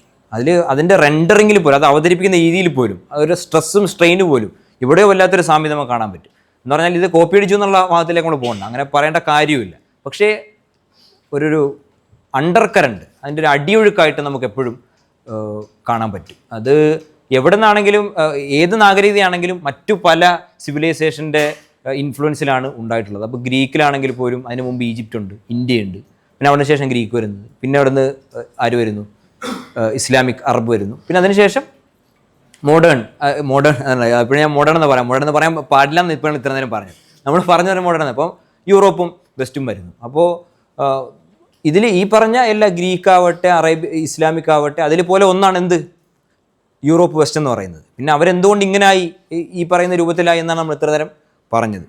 പിന്നെ ഈ തസ്കിയത്തിനെ നമ്മൾ അണ്ടർപ്ലേ ചെയ്യുന്നുണ്ടോ എന്ന് ചോദിച്ചാൽ അത് പുതിയ മൂവ്മെൻറ്റുകൾ സ്വാഭാവികമായിട്ടും നമ്മൾ എന്ത് ക്രൈസിസിനെയാണോ നേരിടുന്നത് അതിനെ പെട്ടെന്ന് നമ്മൾ റെസ്പോണ്ട് ചെയ്യുക, പെട്ടെന്നുള്ള പരിഹാരം ഉണ്ടാക്കുക എന്ന അർത്ഥത്തിൽ പലരും പ്രതികരിക്കാറുണ്ട്. ഇപ്പോൾ നിങ്ങൾ അഫ്ഗാനി മുഹമ്മദ് അബ്ദുവിൻ്റെ കാര്യം പറഞ്ഞു. അപ്പോൾ നമ്മൾ അഫ്ഗാനി മുഹമ്മദിന് അത്ര സിംപ്ലിഫൈഡ് അല്ലെങ്കിൽ ഒരു മിസ്അണ്ടർസ്റ്റാൻഡിങ് ചെയ്യുന്നുണ്ടെന്നൊരു ചോദ്യമാണ്. കാരണം അവരങ്ങനെ ഈജിപ്തിനെ കൊളനൈസ് ചെയ്യാൻ കൂട്ടുനിന്നു എന്നുള്ള റീഡിങ് പലരും പറയാറുണ്ട്, പലരും പല ഹിസ്റ്റോറിക്കൽ എവിഡൻസും ഒക്കെ എന്ന രീതിയിൽ അവതരിപ്പിക്കാറുണ്ട്. പക്ഷേ അവരങ്ങനെ മുസ്ലിം ഉമ്മത്തിൻ്റെ ഒരു കേന്ദ്രമായ ഈജിപ്തിനെ കൊളനൈസ് ചെയ്യാൻ വേണ്ടി കൂട്ടുനിന്നു എന്നത് ചിലപ്പോൾ ഒരു മുസ്ലിം ആയിപ്പോവും എന്നാണ് തോന്നുന്നത്. എനിക്ക് എത്രത്തോളം കറക്റ്റാണെന്ന് അറിയത്തില്ല. പലരും പറഞ്ഞിട്ടുള്ള കാര്യമാണ്. കാരണം അവർ ശ്രമിച്ചത് ഈ മുസ്ലിം ഉമ്മത്തിൻ്റെ ഒരു പുനരുജ്ജീവനാണ്. അവരുടെ വലിയൊരു അഭിവാഞ്ച എന്ന് പറയുന്നത് എങ്ങനെയും മുസ്ലിം ഉമ്മത്തിനെ ഉയർത്തിക്കൊണ്ടുവന്ന് ഇപ്പോൾ അഫ്ഗാനിയൊക്കെ പറയുന്ന ഒരു പാൻ ഇസ്ലാമിക് ആയിട്ടുള്ള ഒരു ഖിലാഫത്തിനെയൊക്കെ സ്ഥാപിക്കണം. അതിനവരുടെ മെത്തഡോളജി അവർ പലരും പ്രശ്നം ഉണ്ടാവും. സ്വാഭാവികമായിട്ടും അദ്ദേഹം തന്നെ ശാസ്ത്രത്തെയാണ് നമ്മൾ കൂടുതൽ പ്രൊമോട്ട് ചെയ്യേണ്ടത്. നമ്മൾ ഈ പറയുന്ന വ്യാഖ്യാനങ്ങളിലൊക്കെ പ്രശ്നങ്ങളുണ്ട്. ഇപ്പോൾ അബ്ദുവിൻ്റെ മുഅ്തസിലി ചായ്വ് ഒക്കെ ആ പ്രശ്നം ഉണ്ടാകും. പക്ഷേ നമ്മൾ അങ്ങനെ അവരുടെ ഇൻറ്റൻഷനെയും അവരുടെ ഒരു പ്രവർത്തനങ്ങളെയും നമ്മൾ അങ്ങനെ വ്യാഖ്യാനിക്കാൻ പാടില്ല എന്നാണ് തോന്നുന്നത്. പിന്നെ ഇനിയിപ്പോൾ ഹിസ്റ്റോറിക്കൽ എവിഡൻസ് ഉണ്ട് എങ്കിൽ പോലും അതിനെ നമ്മൾ അങ്ങനെ മിസ്ലീഡ് ചെയ്ത് കളയാൻ പാടില്ലെന്ന് തോന്നും. എൻ്റെ ഒരു ഇതാണ്. പിന്നെ പുസ്തകമുണ്ട്. പിന്നെ തസ്കിയ തന്നെ ഇപ്പോൾ പറഞ്ഞു. ഇപ്പോൾ അവർ നേരിട്ടത് ഇപ്പോൾ ഖിലാഫത്തിൻ്റെ തകർച്ച അവരെങ്ങനെ, അത് രാഷ്ട്രീയപരമായിട്ടുള്ള വിഷയമായിരുന്നു. ഖിലാഫത്തിൻ്റെ തകർച്ച ഒരു രാഷ്ട്രീയപരമായിട്ടുള്ള വിഷയമായിരുന്നു. അപ്പോൾ അവർക്ക് അതിനെ പെട്ടെന്ന് എന്തെങ്കിലും പറയാം, അതിന് പൊളിറ്റിക്കൽ ആൻഡ് സോഷ്യലായിട്ടുള്ള റെസ്പോൺസ് ആയിരുന്നു വേണ്ടിയിരുന്നത്. രാഷ്ട്രീയപരമായിട്ടുള്ള മെറ്റീരിയൽ ആയിട്ടുള്ള, കാരണം പൊളിറ്റിക്സ് സോഷ്യൽ എന്നൊക്കെ പറയുന്നത് നമ്മുടെ ഈ പ്രത്യക്ഷത്തിൽ നമ്മൾ കാണുന്ന ഈ ഖിലാഫത്ത് തകരുന്നു, ഭൗതികമായിട്ട് നമ്മൾ വ്യത്യസ്ത തുറകളിലാവുന്നു, വ്യത്യസ്ത രാഷ്ട്രങ്ങളിലാവുന്നു. അപ്പോൾ എങ്ങനെയെങ്കിലും ഖിലാഫത്ത് ഉണ്ടാക്കണം എന്നുള്ളത് നമ്മുടെ ഈ മുസ്ലിങ്ങളുടെ പുനരുജ്ജീവത്തിന് ഒരു ആവശ്യമായി വന്നു. അപ്പോൾ അവർ അതിനെ അഡ്രസ്സ് ചെയ്തു. എന്നാൽ നമ്മുടെ ഇന്ത്യയിൽ വന്നാൽ സർ സയ്യിദ് അഹമ്മദ് ഖാൻ, അദ്ദേഹം ഇന്ത്യക്കാർക്ക് രണ്ട് ഒരു ക്രൈസാണ് ഉണ്ടായി വന്നത്. ഒന്ന് മുഗൾ 1857 അവസാനത്തെ മുഗൾ രാജാവും പോയി. പിന്നെ എന്ത് ചെയ്തു, ഖിലാഫത്തും തകർന്നു. അപ്പോൾ ഒരു 50-60 കൊല്ലത്തിനിടയിൽ വലിയ രണ്ട് ക്രൈസിസ് മുസ്ലിം സമൂഹം നേരിട്ടു. അപ്പോൾ അങ്ങനെ ഖിലാഫത്താണ് വേണ്ടതെന്ന് പറഞ്ഞ് പലരും വന്നിട്ടുണ്ട്. മൗദൂദിയെ പോലെ ആൾക്കാർ വന്നിട്ടുണ്ട്. എന്നാൽ സർ സയ്യിദ് അങ്ങനെയല്ല, നമ്മൾ കുറച്ചുകൂടി എഡ്യൂക്കേഷണലായിട്ടാണ് പ്രവർത്തിക്കേണ്ടത്, നമ്മുടെ ഫ്രെയിംവർക്ക് ഇങ്ങനെ ആയിരിക്കണം എന്ന് പറഞ്ഞു വന്നത്. എന്നാൽ അതിന് മുമ്പ് അല്ലാമ ഇഖ്ബാൽ അദ്ദേഹം കുറച്ചുകൂടെ അതിൻ്റെ ക്രക്സിനെ തൊട്ട് നമ്മൾ എപ്പിസ്റ്റമോളജിക്കലി ഫിലോസഫിക്കലി കാര്യങ്ങൾ ഡീൽ ചെയ്യണം. അപ്പോൾ വ്യത്യസ്ത ആൾക്കാർ വ്യത്യസ്ത രീതിയിൽ ഇതിനെ അഡ്രസ്സ് ചെയ്യാൻ ശ്രമിച്ചു, വ്യത്യസ്ത അപ്രോച്ചുകൾ ഉണ്ടായിരുന്നു എന്നുള്ളതാണ്.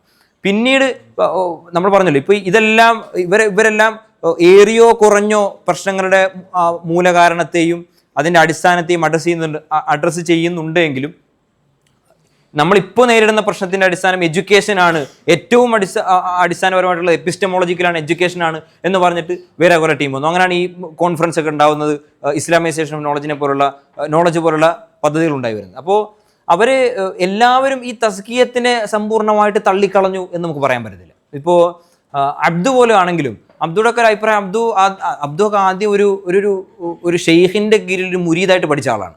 ഒരു ഷെയ്ഖിൻ്റെ കീഴിൽ ഒരു സൂഫി ശിഷ്യനായിട്ട് പഠിച്ച ആളാണ്. പിന്നെ അദ്ദേഹം ജമാലുദ്ദീൻ അഫ്ഗാനിയെ എൻകൗണ്ടർ ചെയ്യുമ്പോൾ കണ്ടുമുട്ടുമ്പോഴാണ് അദ്ദേഹം ഈ പറയുന്ന രാഷ്ട്രീയവും സാമൂഹികമായിട്ടുള്ള കാഴ്ചപ്പാടിൽ വീണ്ടെടുക്കണം എന്നുള്ള ആശയത്തിൽ സ്വാധീനിക്കപ്പെട്ട് പിന്നെ അദ്ദേഹം സൂഫിസത്തിനെതിരാവുകയാണ്. അപ്പോൾ സൂഫിസത്തിനെതിരാവെന്ന് പറയുമ്പോൾ എങ്ങനെ മനുഷ്യരെ നിർജീവമാക്കുന്ന സൂഫിസം നമുക്ക് പ്രശ്നമാണ് എന്ന് അദ്ദേഹം പറഞ്ഞു. അപ്പോൾ മനുഷ്യന് ഈ രാഷ്ട്രീയവും സാമൂഹികവുമായ ഒരു സജീവതയ്ക്ക് ഉപകാരപ്പെടുന്ന സൂഫിസം പ്രശ്നമാണെന്ന് അദ്ദേഹം പറയുന്നില്ല.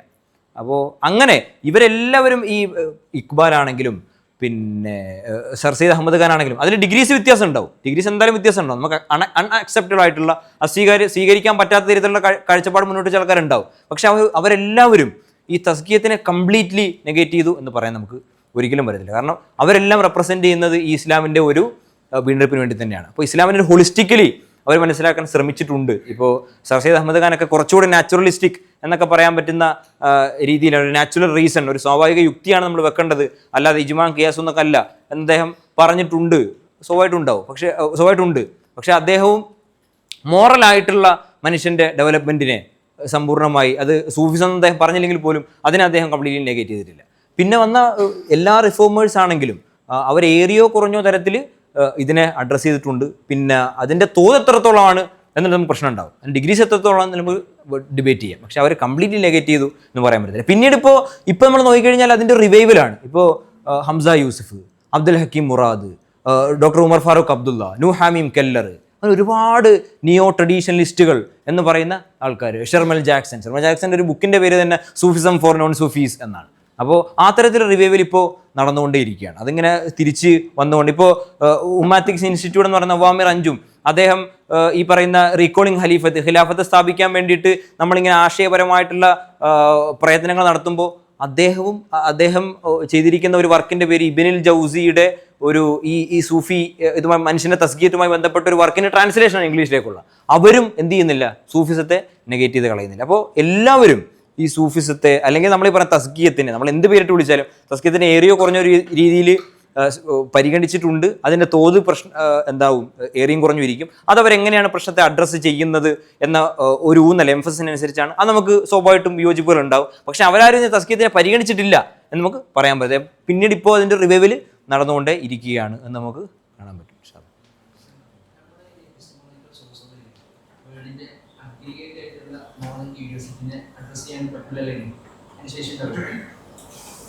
മനസ്സിലായില്ല.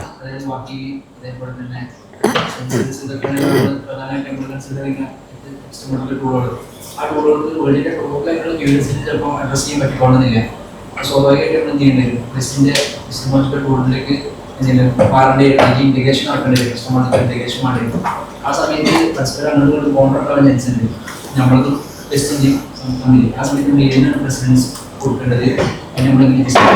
ഇന്റലക്ച്വൽ ക്യൂരിയോസിറ്റി എന്നുള്ള ഉദ്ദേശം ഒരുപാടുണ്ടല്ലോ, ശാസ്ത്രീയമായിട്ടും അങ്ങനെ പലതും തെളിയിക്കേണ്ടി വരും. എല്ലാവർക്കും നമ്മളെ സെൻസറുകൊണ്ടോ മറ്റോ നമുക്ക് തെളിയിക്കാൻ പറ്റിക്കൊള്ളുന്നില്ല. അതായത് പുതിയ നോളജ് നമ്മൾ പ്രൊഡ്യൂസ് ചെയ്യുകയാണെങ്കിൽ ജനറേറ്റ് ചെയ്യുകയാണെന്നുണ്ടെങ്കിൽ ആ സമയത്ത് നമുക്ക് എല്ലാത്തിനും ഈ നമ്മുടെ സിസ്റ്റമാറ്റിക്കൽ ടൂളുകളാണെങ്കിൽ നമുക്ക് കൈകാര്യം ചെയ്യാൻ പറ്റിക്കൊള്ളുന്നില്ല. അല്ലെങ്കിൽ പുതിയ ടൂളുകൾ അല്ലെങ്കിൽ അവർ ഇൻട്രൊഡ്യൂസ് ചെയ്ത കുറേ സാധനങ്ങളുണ്ടല്ലോ, അവരുടെ എക്സ്പെരിമെന്റലായിട്ടുള്ള ആ ഒരു ബോഡി മറ്റു കുറേ സാധനങ്ങളുണ്ടല്ലോ, ആ സാധനങ്ങൾ വെച്ചിട്ട് നമ്മൾ ട്രീറ്റ് ചെയ്യേണ്ടി വരും. ആ സമയത്ത് ഇന്റഗ്രേഷൻ നടത്തും സ്വാഭാവികമായിട്ടും. അപ്പോൾ ആ സമയത്ത് നമ്മൾക്ക് കോൺട്രാക്ട് ഉണ്ടാവും ജെൻസിന്. ആ കോൺട്രാക്ട് ഉണ്ടാകുമ്പോൾ നമ്മുടെ ഏത് രീതിയിലാണ് നമ്മളിങ്ങനെ അപ്രോച്ച് ചെയ്യുന്നത്. ഇപ്പോഴേ നമ്മൾ നിങ്ങൾ ഈ ഇന്റലക്ച്വൽ ക്യൂരിയോസിറ്റി എന്ന് പറയുമ്പോൾ എക്സ്പെരിമെന്റേഷൻ ഒക്കെ പറഞ്ഞല്ലോ. അപ്പോൾ സത്യം പറഞ്ഞാൽ നമ്മളീ പറയുന്ന സെൻസറി എന്നതുകൊണ്ട് ഹവാസ് എന്നതുകൊണ്ട് നമ്മൾ ഉദ്ദേശിക്കുന്നത്, പ്രത്യേകിച്ച് നമ്മൾ ഈ കോണ്ടെക്സ്റ്റിൽ ഉദ്ദേശിക്കുന്നത് എന്താണ്, സയൻസിൻ്റെ മെത്തഡോളജി എന്നാണ്. സയൻസിൻ്റെ മെത്തഡോളജി എന്നുള്ളതാണ്. ഇപ്പോൾ സയൻസിൻ്റെ മെത്തഡോളജി ആദ്യമായിട്ട് മുന്നോട്ട് വെച്ചാലുള്ള ഡിബേറ്റ്, അത് ഇബ്നു ഹൈസമാണോ, അദ്ദേഹം ഇന്ന് പറയുന്ന പോലെ സയൻസിൻ്റെ മെത്തഡോളജിയുടെ സ്റ്റെപ്പ് ബൈ സ്റ്റെപ്പ് സാധനങ്ങൾ അത്രയും കംപ്ലീറ്റ്ലി പറഞ്ഞില്ലെങ്കിലും അതിൻ്റെ ഒരു ക്രക്സ് ആൻഡ് കോർ അദ്ദേഹം പറഞ്ഞിട്ടുണ്ട് എന്ന് നമ്മൾ ഇസ്ലാമിക് ഗോൾഡൻ ഏജിനെ കുറിച്ച് ധാരണയുള്ളവർക്ക് പറയാൻ പറ്റും. അപ്പോൾ നമ്മൾ ഹവാസ് കൊണ്ട് ഉദ്ദേശം സയൻസിൻ്റെ മെത്തഡോളജി എന്നുകൊണ്ടാണ് നമ്മൾ ഇന്ന് നമുക്ക് റീഡ് ചെയ്യാൻ പറ്റും. കാരണം അന്നും ഹവാസ് എന്ന് പറയുന്നത് പഞ്ചേന്ദ്രിയങ്ങൾ, അന്നത്തെ ഒരു ഫിലോസഫിക്കൽ ഡിസ്കഷൻ്റെ കോൺടെക്സ്റ്റിലാണ്. ഇന്ന് നമ്മൾ മനസ്സിലാക്കേണ്ട സയൻസിൻ്റെ മെത്തഡോളജി എന്നാണ്. അക്ലി എന്ന് പറഞ്ഞാൽ എന്താണ്? അത് റീസൺ എന്ന് പറയുമ്പോൾ നമ്മൾ റീസൺ കൊണ്ട് എന്തൊക്കെ ചെയ്യുന്നു, റീസൺ എന്ന് പറഞ്ഞാൽ ഇമാജിനേഷൻ എന്ന് മനസ്സിലാക്കരുത്, ലോസ് ഓഫ് ലോജിക്. അതാണ് ലോസ് ഓഫ് ലോജിക്കായിട്ട് നമ്മൾ മനസ്സിലാക്കുന്ന 2 or 3 ആയിട്ടുള്ള ലോസ്. അത് law of non contradiction, law of identity മുതലായിട്ടുള്ള സാധനങ്ങൾ. പിന്നെ വഹിയാണ്. അപ്പോൾ നിങ്ങൾ പറഞ്ഞതിൽ കോൺട്രഡിക്ഷൻ ഉണ്ടാവും എന്നുള്ളത്, ഈ കോൺട്രഡിക്ഷൻ ഉണ്ടാവുമോ ഉണ്ടാവില്ലേ എന്ന ചോദ്യത്തിൽ തന്നെ വ്യത്യസ്ത ഡിബേറ്റുകളാണ്. ഇപ്പോൾ നമ്മൾ പറഞ്ഞു, ഇപ്പോൾ ഷുഐബ് മാലിക് ചെയ്യുന്നത് കോൺട്രഡിക്ഷൻ ഇല്ല. ഇസ്ലാം and science, Islam and modern science. എന്ത് മോഡേൺ സയൻസ് എന്ന് പറഞ്ഞാൽ എന്താ? അതിൽ എവല്യൂഷൻ വരും. അതിൽ നമ്മൾ ഇന്ന് എന്തൊക്കെ ഡിബേറ്റുകൾ ഉണ്ട് എന്ന് നമ്മൾ പറയാനില്ല. ഇപ്പോൾ എവല്യൂഷനാണ് ഏറ്റവും വലിയ ഡിബേറ്റ് എന്ന് പറയുന്നത്. അപ്പോൾ ആ എവല്യൂഷൻ വരെ കമ്പാറ്റബിൾ ആണ് എന്നാണ് എന്ത് ഷുഐബ് മാലിക് വാദിക്കുന്നത്. ഷുഐബ് മാലിക്കിന്റെ ഫ്രെയിംവർക്ക് എന്താണ്? ഗസാലി ഇമാമിന്റെ ഫ്രെയിംവർക്കാണ്. ഗസാലി ഇമാം എന്താണ്? അസ്ബാബുൽ ഇൽമി സലാസത്തുൻ എന്നുള്ള തീര് മുന്നോട്ട് വെച്ചിട്ടുള്ള ആളാണ്. അപ്പോൾ ആ മെത്തഡോളജി, ഇസ്ലാമിക് മെത്തഡോളജി ഉപയോഗിച്ച് കഴിഞ്ഞാൽ കോൺട്രഡിക്ഷൻ വരുമോ എന്നുള്ളൊരു ചോദ്യം പ്രധാനം. ഇനിയിപ്പോൾ കോൺട്രഡിക്ഷൻ വരും എന്ന് വാദിക്കുന്നവർ പറയുന്നത് നമ്മൾ ഈ സയൻസിനെ എങ്ങനെ കാണുന്നു എന്നിടത്താണ് പ്രശ്നം. സയൻസിനെ എങ്ങനെ കാണുന്നു? അപ്പോൾ സയൻസിനെ കേവലം ഒരു മെത്തേഡായിട്ടാണോ കാണുന്നത്, അതൊരു വേൾഡ് വ്യൂ ആയിട്ടാണ് കാണുന്നത്? നിങ്ങൾ സയൻറ്റിസം കേട്ടിട്ടുണ്ടാവും സ്വാഭാവികമായിട്ടും. Science as A world view. World view എന്ന് പറഞ്ഞാൽ സയൻസ് പറയുന്നത് എന്താണ്? അത് മാത്രമാണ് ശരി, സയൻസ് മാത്രമാണ് എ സോഴ്സ് ഓഫ് നോളജ് എന്ന് പറയുന്നത്. അപ്പോൾ അത് നാച്ചുറലിസം എന്നാണ് പറയുക. അപ്പോൾ നാച്ചുറലിസം എന്ന് പറയുമ്പോൾ അത് ഒറ്റ അച്ചിൽ വാർത്തെടുക്കുന്ന ഒരു സംഗതിയല്ല. കാരണം ഈ സയൻസ് കൊണ്ട് അറിവ് നേടുക എന്ന് പറയുന്നത് നാച്ചുറലിസ്റ്റിക് ആണ്, കംപ്ലീറ്റ്ലി നാച്ചുറലിസ്റ്റിക് ആണ് എന്ന് നമുക്ക് പറയാൻ പറ്റത്തില്ല. എന്ന് പറയാൻ പറ്റുന്ന അർത്ഥം നാച്ചുറലിസം എന്ന് പറയുമ്പോൾ അതിൽ മെത്തഡോളജിക്കൽ നാച്ചുറലിസം ഉണ്ടാവും, ഫിലോസഫിക്കൽ അല്ലെങ്കിൽ മെറ്റാഫിസിക്കൽ നാച്ചുറലിസം ഉണ്ടാവും. മെറ്റാഫിസിക്കൽ നാച്ചുറലിസം എന്ന് പറഞ്ഞാൽ എന്താ? അത് നാച്ചുറൽ ആയിട്ടുള്ള എലമെന്റ്സ് മാത്രമാണ് എന്ത് ചെയ്യുന്നത്? എക്സിസ്റ്റ് ചെയ്യുന്നത്. നാച്ചുറൽ ആയിട്ടുള്ള എലമെന്റ്സ് മാത്രമാണ് എന്ത് ചെയ്യുന്നത്? എക്സിസ്റ്റ് ചെയ്യുന്നത്. അത് കണ്ടുപിടിക്കാൻ ആർക്കാ പറ്റുന്നത്? സയൻസിനാണ് പറ്റുന്നത്. എന്നാൽ മെത്തഡോളജിക്കൽ നാച്ചുറലിസം പറയുന്നത് എന്താണ്? സയൻസ് ഒരു മെത്തേഡാണ്. സയൻസ് എന്തിനെക്കുറിച്ചേ സംസാരിക്കുകയുള്ളൂ? നാച്ചുറൽ എലമെന്റ്സിനെ കുറിച്ചേ സംസാരിക്കുകയുള്ളൂ. ഫിലോസഫിക്കൽ നാച്ചുറലിസം പറയുന്നതാണ്? സയൻസ് ആണ് ഇതിൻ്റെ മാർഗം, സയൻസ് കണ്ടുപിടിക്കുന്നത് മാത്രമാണ് ശരി, അപ്പോൾ നാച്ചുറൽ എലമെന്റ്സ് മാത്രമേ ഉള്ളൂ. മറ്റേ പറയുന്നതാണ്? സയൻസ് ഒരു മെത്തഡോളജിയാണ്, സയൻസ് നാച്ചുറൽ എലമെന്റ്സിനെ കുറിച്ച് മാത്രമേ സംസാരിക്കുകയുള്ളൂ. എന്ന് പറഞ്ഞാൽ സയൻസ് എന്തിനെ കുറിച്ച് സംസാരിക്കത്തില്ല? സയൻസ് ദൈവത്തെക്കുറിച്ച് സംസാരിക്കത്തില്ല, സയൻസ് മലായിക്കത്തിനെ കുറിച്ച് സംസാരിക്കത്തില്ല, സയൻസ് നമ്മൾ ഈ മെറ്റാഫിസിക്കൽ എന്ന് പറയുന്ന സംഗതിയെക്കുറിച്ച് എന്താകത്തില്ല? സംസാരിക്കത്തില്ല. അപ്പോൾ ഷുഐബ് മാലിക് 2ാമത്തെ ക്യാമ്പിൽ പെടുന്ന ആളാണ്. അദ്ദേഹം പറയുന്ന സയൻസ് നമ്മൾ എന്തായിട്ട് കാണണം? ഒരു മെത്തേഡായിട്ട് കാണണം. അത് ഒരു കംപ്ലീറ്റ് ഫിലോസഫി, വേൾഡ് വ്യൂ ആയിട്ട് കാണരുത്. മറ്റേ നമ്മൾ സയൻറ്റിസം എന്ന് പറയും. അപ്പോൾ അതിൻ്റെ വ്യത്യസ്ത ഡിബേറ്റുകളുണ്ട്, സോഫ്റ്റ് സയൻറ്റിസം, ഹാൻഡ് അങ്ങനെ പറഞ്ഞിട്ട്. അപ്പോൾ എങ്ങനെയാണെങ്കിലും നമ്മൾ ഈ സയൻസിനെ ഒരു മെത്തേഡായിട്ട് കണ്ടാൽ, ഇപ്പോൾ നിങ്ങൾ സയൻസിൻ്റെ കോൺടെക്സ്റ്റിലാണ് ചോദിച്ചത്, ഇപ്പോൾ സയൻസിനെ ഒരു മെത്തേഡായിട്ട് കണ്ടാൽ അവിടെ എന്ത് വരില്ല? കോൺട്രഡിക്ഷൻ വരില്ല. പിന്നെ പലതരം ഡിബേറ്റുകളുണ്ട്. ഇപ്പോൾ ഒരു ഇസ്ലാമൈസേഷൻ ഓഫ് സയൻസിൻ്റെ ഒരു കോൺടെക്സ്റ്റിൽ സയൻസ് എന്ന് പറഞ്ഞാൽ ഒരു ന്യൂട്രൽ ആയിട്ടുള്ള, നമ്മൾ പലരും കേട്ടിട്ടുള്ളതാണ്, ശാസ്ത്രം എന്ന് പറഞ്ഞാൽ ന്യൂട്രൽ ആയിട്ടുള്ള ഒരു സംഗതിയാണ്. അതിന് പ്രത്യേകിച്ച് എന്തില്ല? ഒരു ചായ്വ് അങ്ങോട്ടോ ഇങ്ങോട്ടോ ഇല്ല. ശാസ്ത്രം വളരെ ന്യൂട്രലായിട്ടുള്ള സംഗതികളാണ്. പക്ഷേ ഈ ശാസ്ത്രം ന്യൂട്രലായി തന്നെ മുന്നോട്ട് പോകുമ്പോൾ എന്ത് വരുന്നു? മതവിരുദ്ധമായിട്ടുള്ള സംഗതികൾ വരുന്നു. അപ്പോൾ നമ്മൾ എന്തിനെ സ്വീകരിക്കണം? ശാസ്ത്രത്തെ സ്വീകരിക്കണം. അതാണ് അവരുടെ ആർഗ്യുമെന്റിന്റെ കോർ. അപ്പോൾ ഈ ഹുസൈൻ നസറിനെ പോലെ, മുസഫർ ഇഖ്ബാലിനെ പോലെ, നഖീബ് അൽ അത്താസിനെ പോലുള്ള ആൾക്കാർ പറയുന്നൊരു കാര്യം, ഒരുപാട് ചിന്തകന്മാരുണ്ട്. അപ്പോൾ അവർ ഇറാനിൽ നിന്നുള്ള ഒരുപാട് ചിന്തകന്മാരുണ്ട്. അപ്പോൾ അവരൊക്കെ പറയുന്നൊരു കാര്യം, സയൻസിനെ അങ്ങനെ ന്യൂട്രലായിട്ട് കാണാൻ പറ്റത്തില്ല. കാരണം സയൻസ് ഏത് സിവിലൈസേഷനിൽ ഉണ്ടാവുന്നു അതിൻ്റെ വാല്യൂസ് എന്തിലുണ്ടാവും? സയൻസിലുണ്ടാവും എന്ന് പറഞ്ഞാൽ ഇപ്പോൾ മുസഫർ ഇഖ്ബാലൊക്കെ പറയുന്നൊരു, ഉസ്മാൻ ബക്കർ എന്ന് പറഞ്ഞൊരു മലേഷ്യൻ സ്കോളറുണ്ട്. അദ്ദേഹം പറയുന്നൊരു കാര്യം, ആറ്റം ബോംബ് ഇസ്ലാമിക് സിവിലൈസേഷനിലാണ് സയൻസ് ഉണ്ടായെങ്കിൽ ഉണ്ടാവുമോ എന്നൊരു ചോദ്യം അദ്ദേഹം ചോദിക്കുന്നത്. ആറ്റം ബോംബ് ഉണ്ടാവും. കാരണം എന്താണ്? അത് മനുഷ്യന്മാരെ കൊല്ലുന്ന സാധനമാണ്. മനുഷ്യന്മാരെ കൊല്ലുന്ന സാധനം ഇസ്ലാമിക് സിവിലൈസേഷൻ ഉണ്ടാവുമോ? നമ്മൾ പറഞ്ഞ ആ അത്താസിൻ്റെ ബാലൻസിന് എന്തായി പോകുന്നത്? എതിരായി പോകും. ആൽക്കഹോൾ പ്രൊഡക്ഷൻ, ആ സാധനം ഉണ്ടാവുമോ? ഇല്ല. അപ്പോൾ നമ്മുടെ വാല്യൂസ് പ്രകാരം എതിരാണ് എന്ന് നമ്മൾ മനസ്സിലാക്കുന്ന സംഗതികൾ സയൻസ് ഉപയോഗിച്ചുകൊണ്ട് നമുക്ക് ഉണ്ടാക്കാൻ പറ്റും. അതൊരു ക്വസ്റ്റ്യൻ അല്ലേ? അതൊരു സിവിലൈസേഷനുമായി ബന്ധപ്പെട്ട, വാല്യൂവുമായി ബന്ധപ്പെട്ട, മോറൽസുമായി ബന്ധപ്പെട്ട ചോദ്യമാണ്. ആ ചോദ്യം നമുക്ക് വളരെ ന്യൂട്രലായി തോന്നുന്നു. എന്തുകൊണ്ട്? അത് ന്യൂട്രൽ അല്ല. അത് ന്യൂട്രലായിട്ട് കൺസ്ട്രക്ട് ചെയ്യുന്നതാണ്, അങ്ങനെ പൊർട്രേ ചെയ്യുന്നതാണ്. സയൻസിനെ ആ അർത്ഥത്തിൽ നമുക്ക് എന്താണെന്ന് പറയാൻ പറ്റത്തില്ല, ന്യൂട്രലാണെന്ന് പറയാൻ പറ്റത്തില്ല എന്ന് നമുക്ക് സൂചിപ്പിക്കാം. അപ്പോൾ അങ്ങനെ വ്യത്യസ്ത തരം ഡിബേറ്റ്സ് ഇതിൻ്റെ ഉള്ളിലുണ്ട്.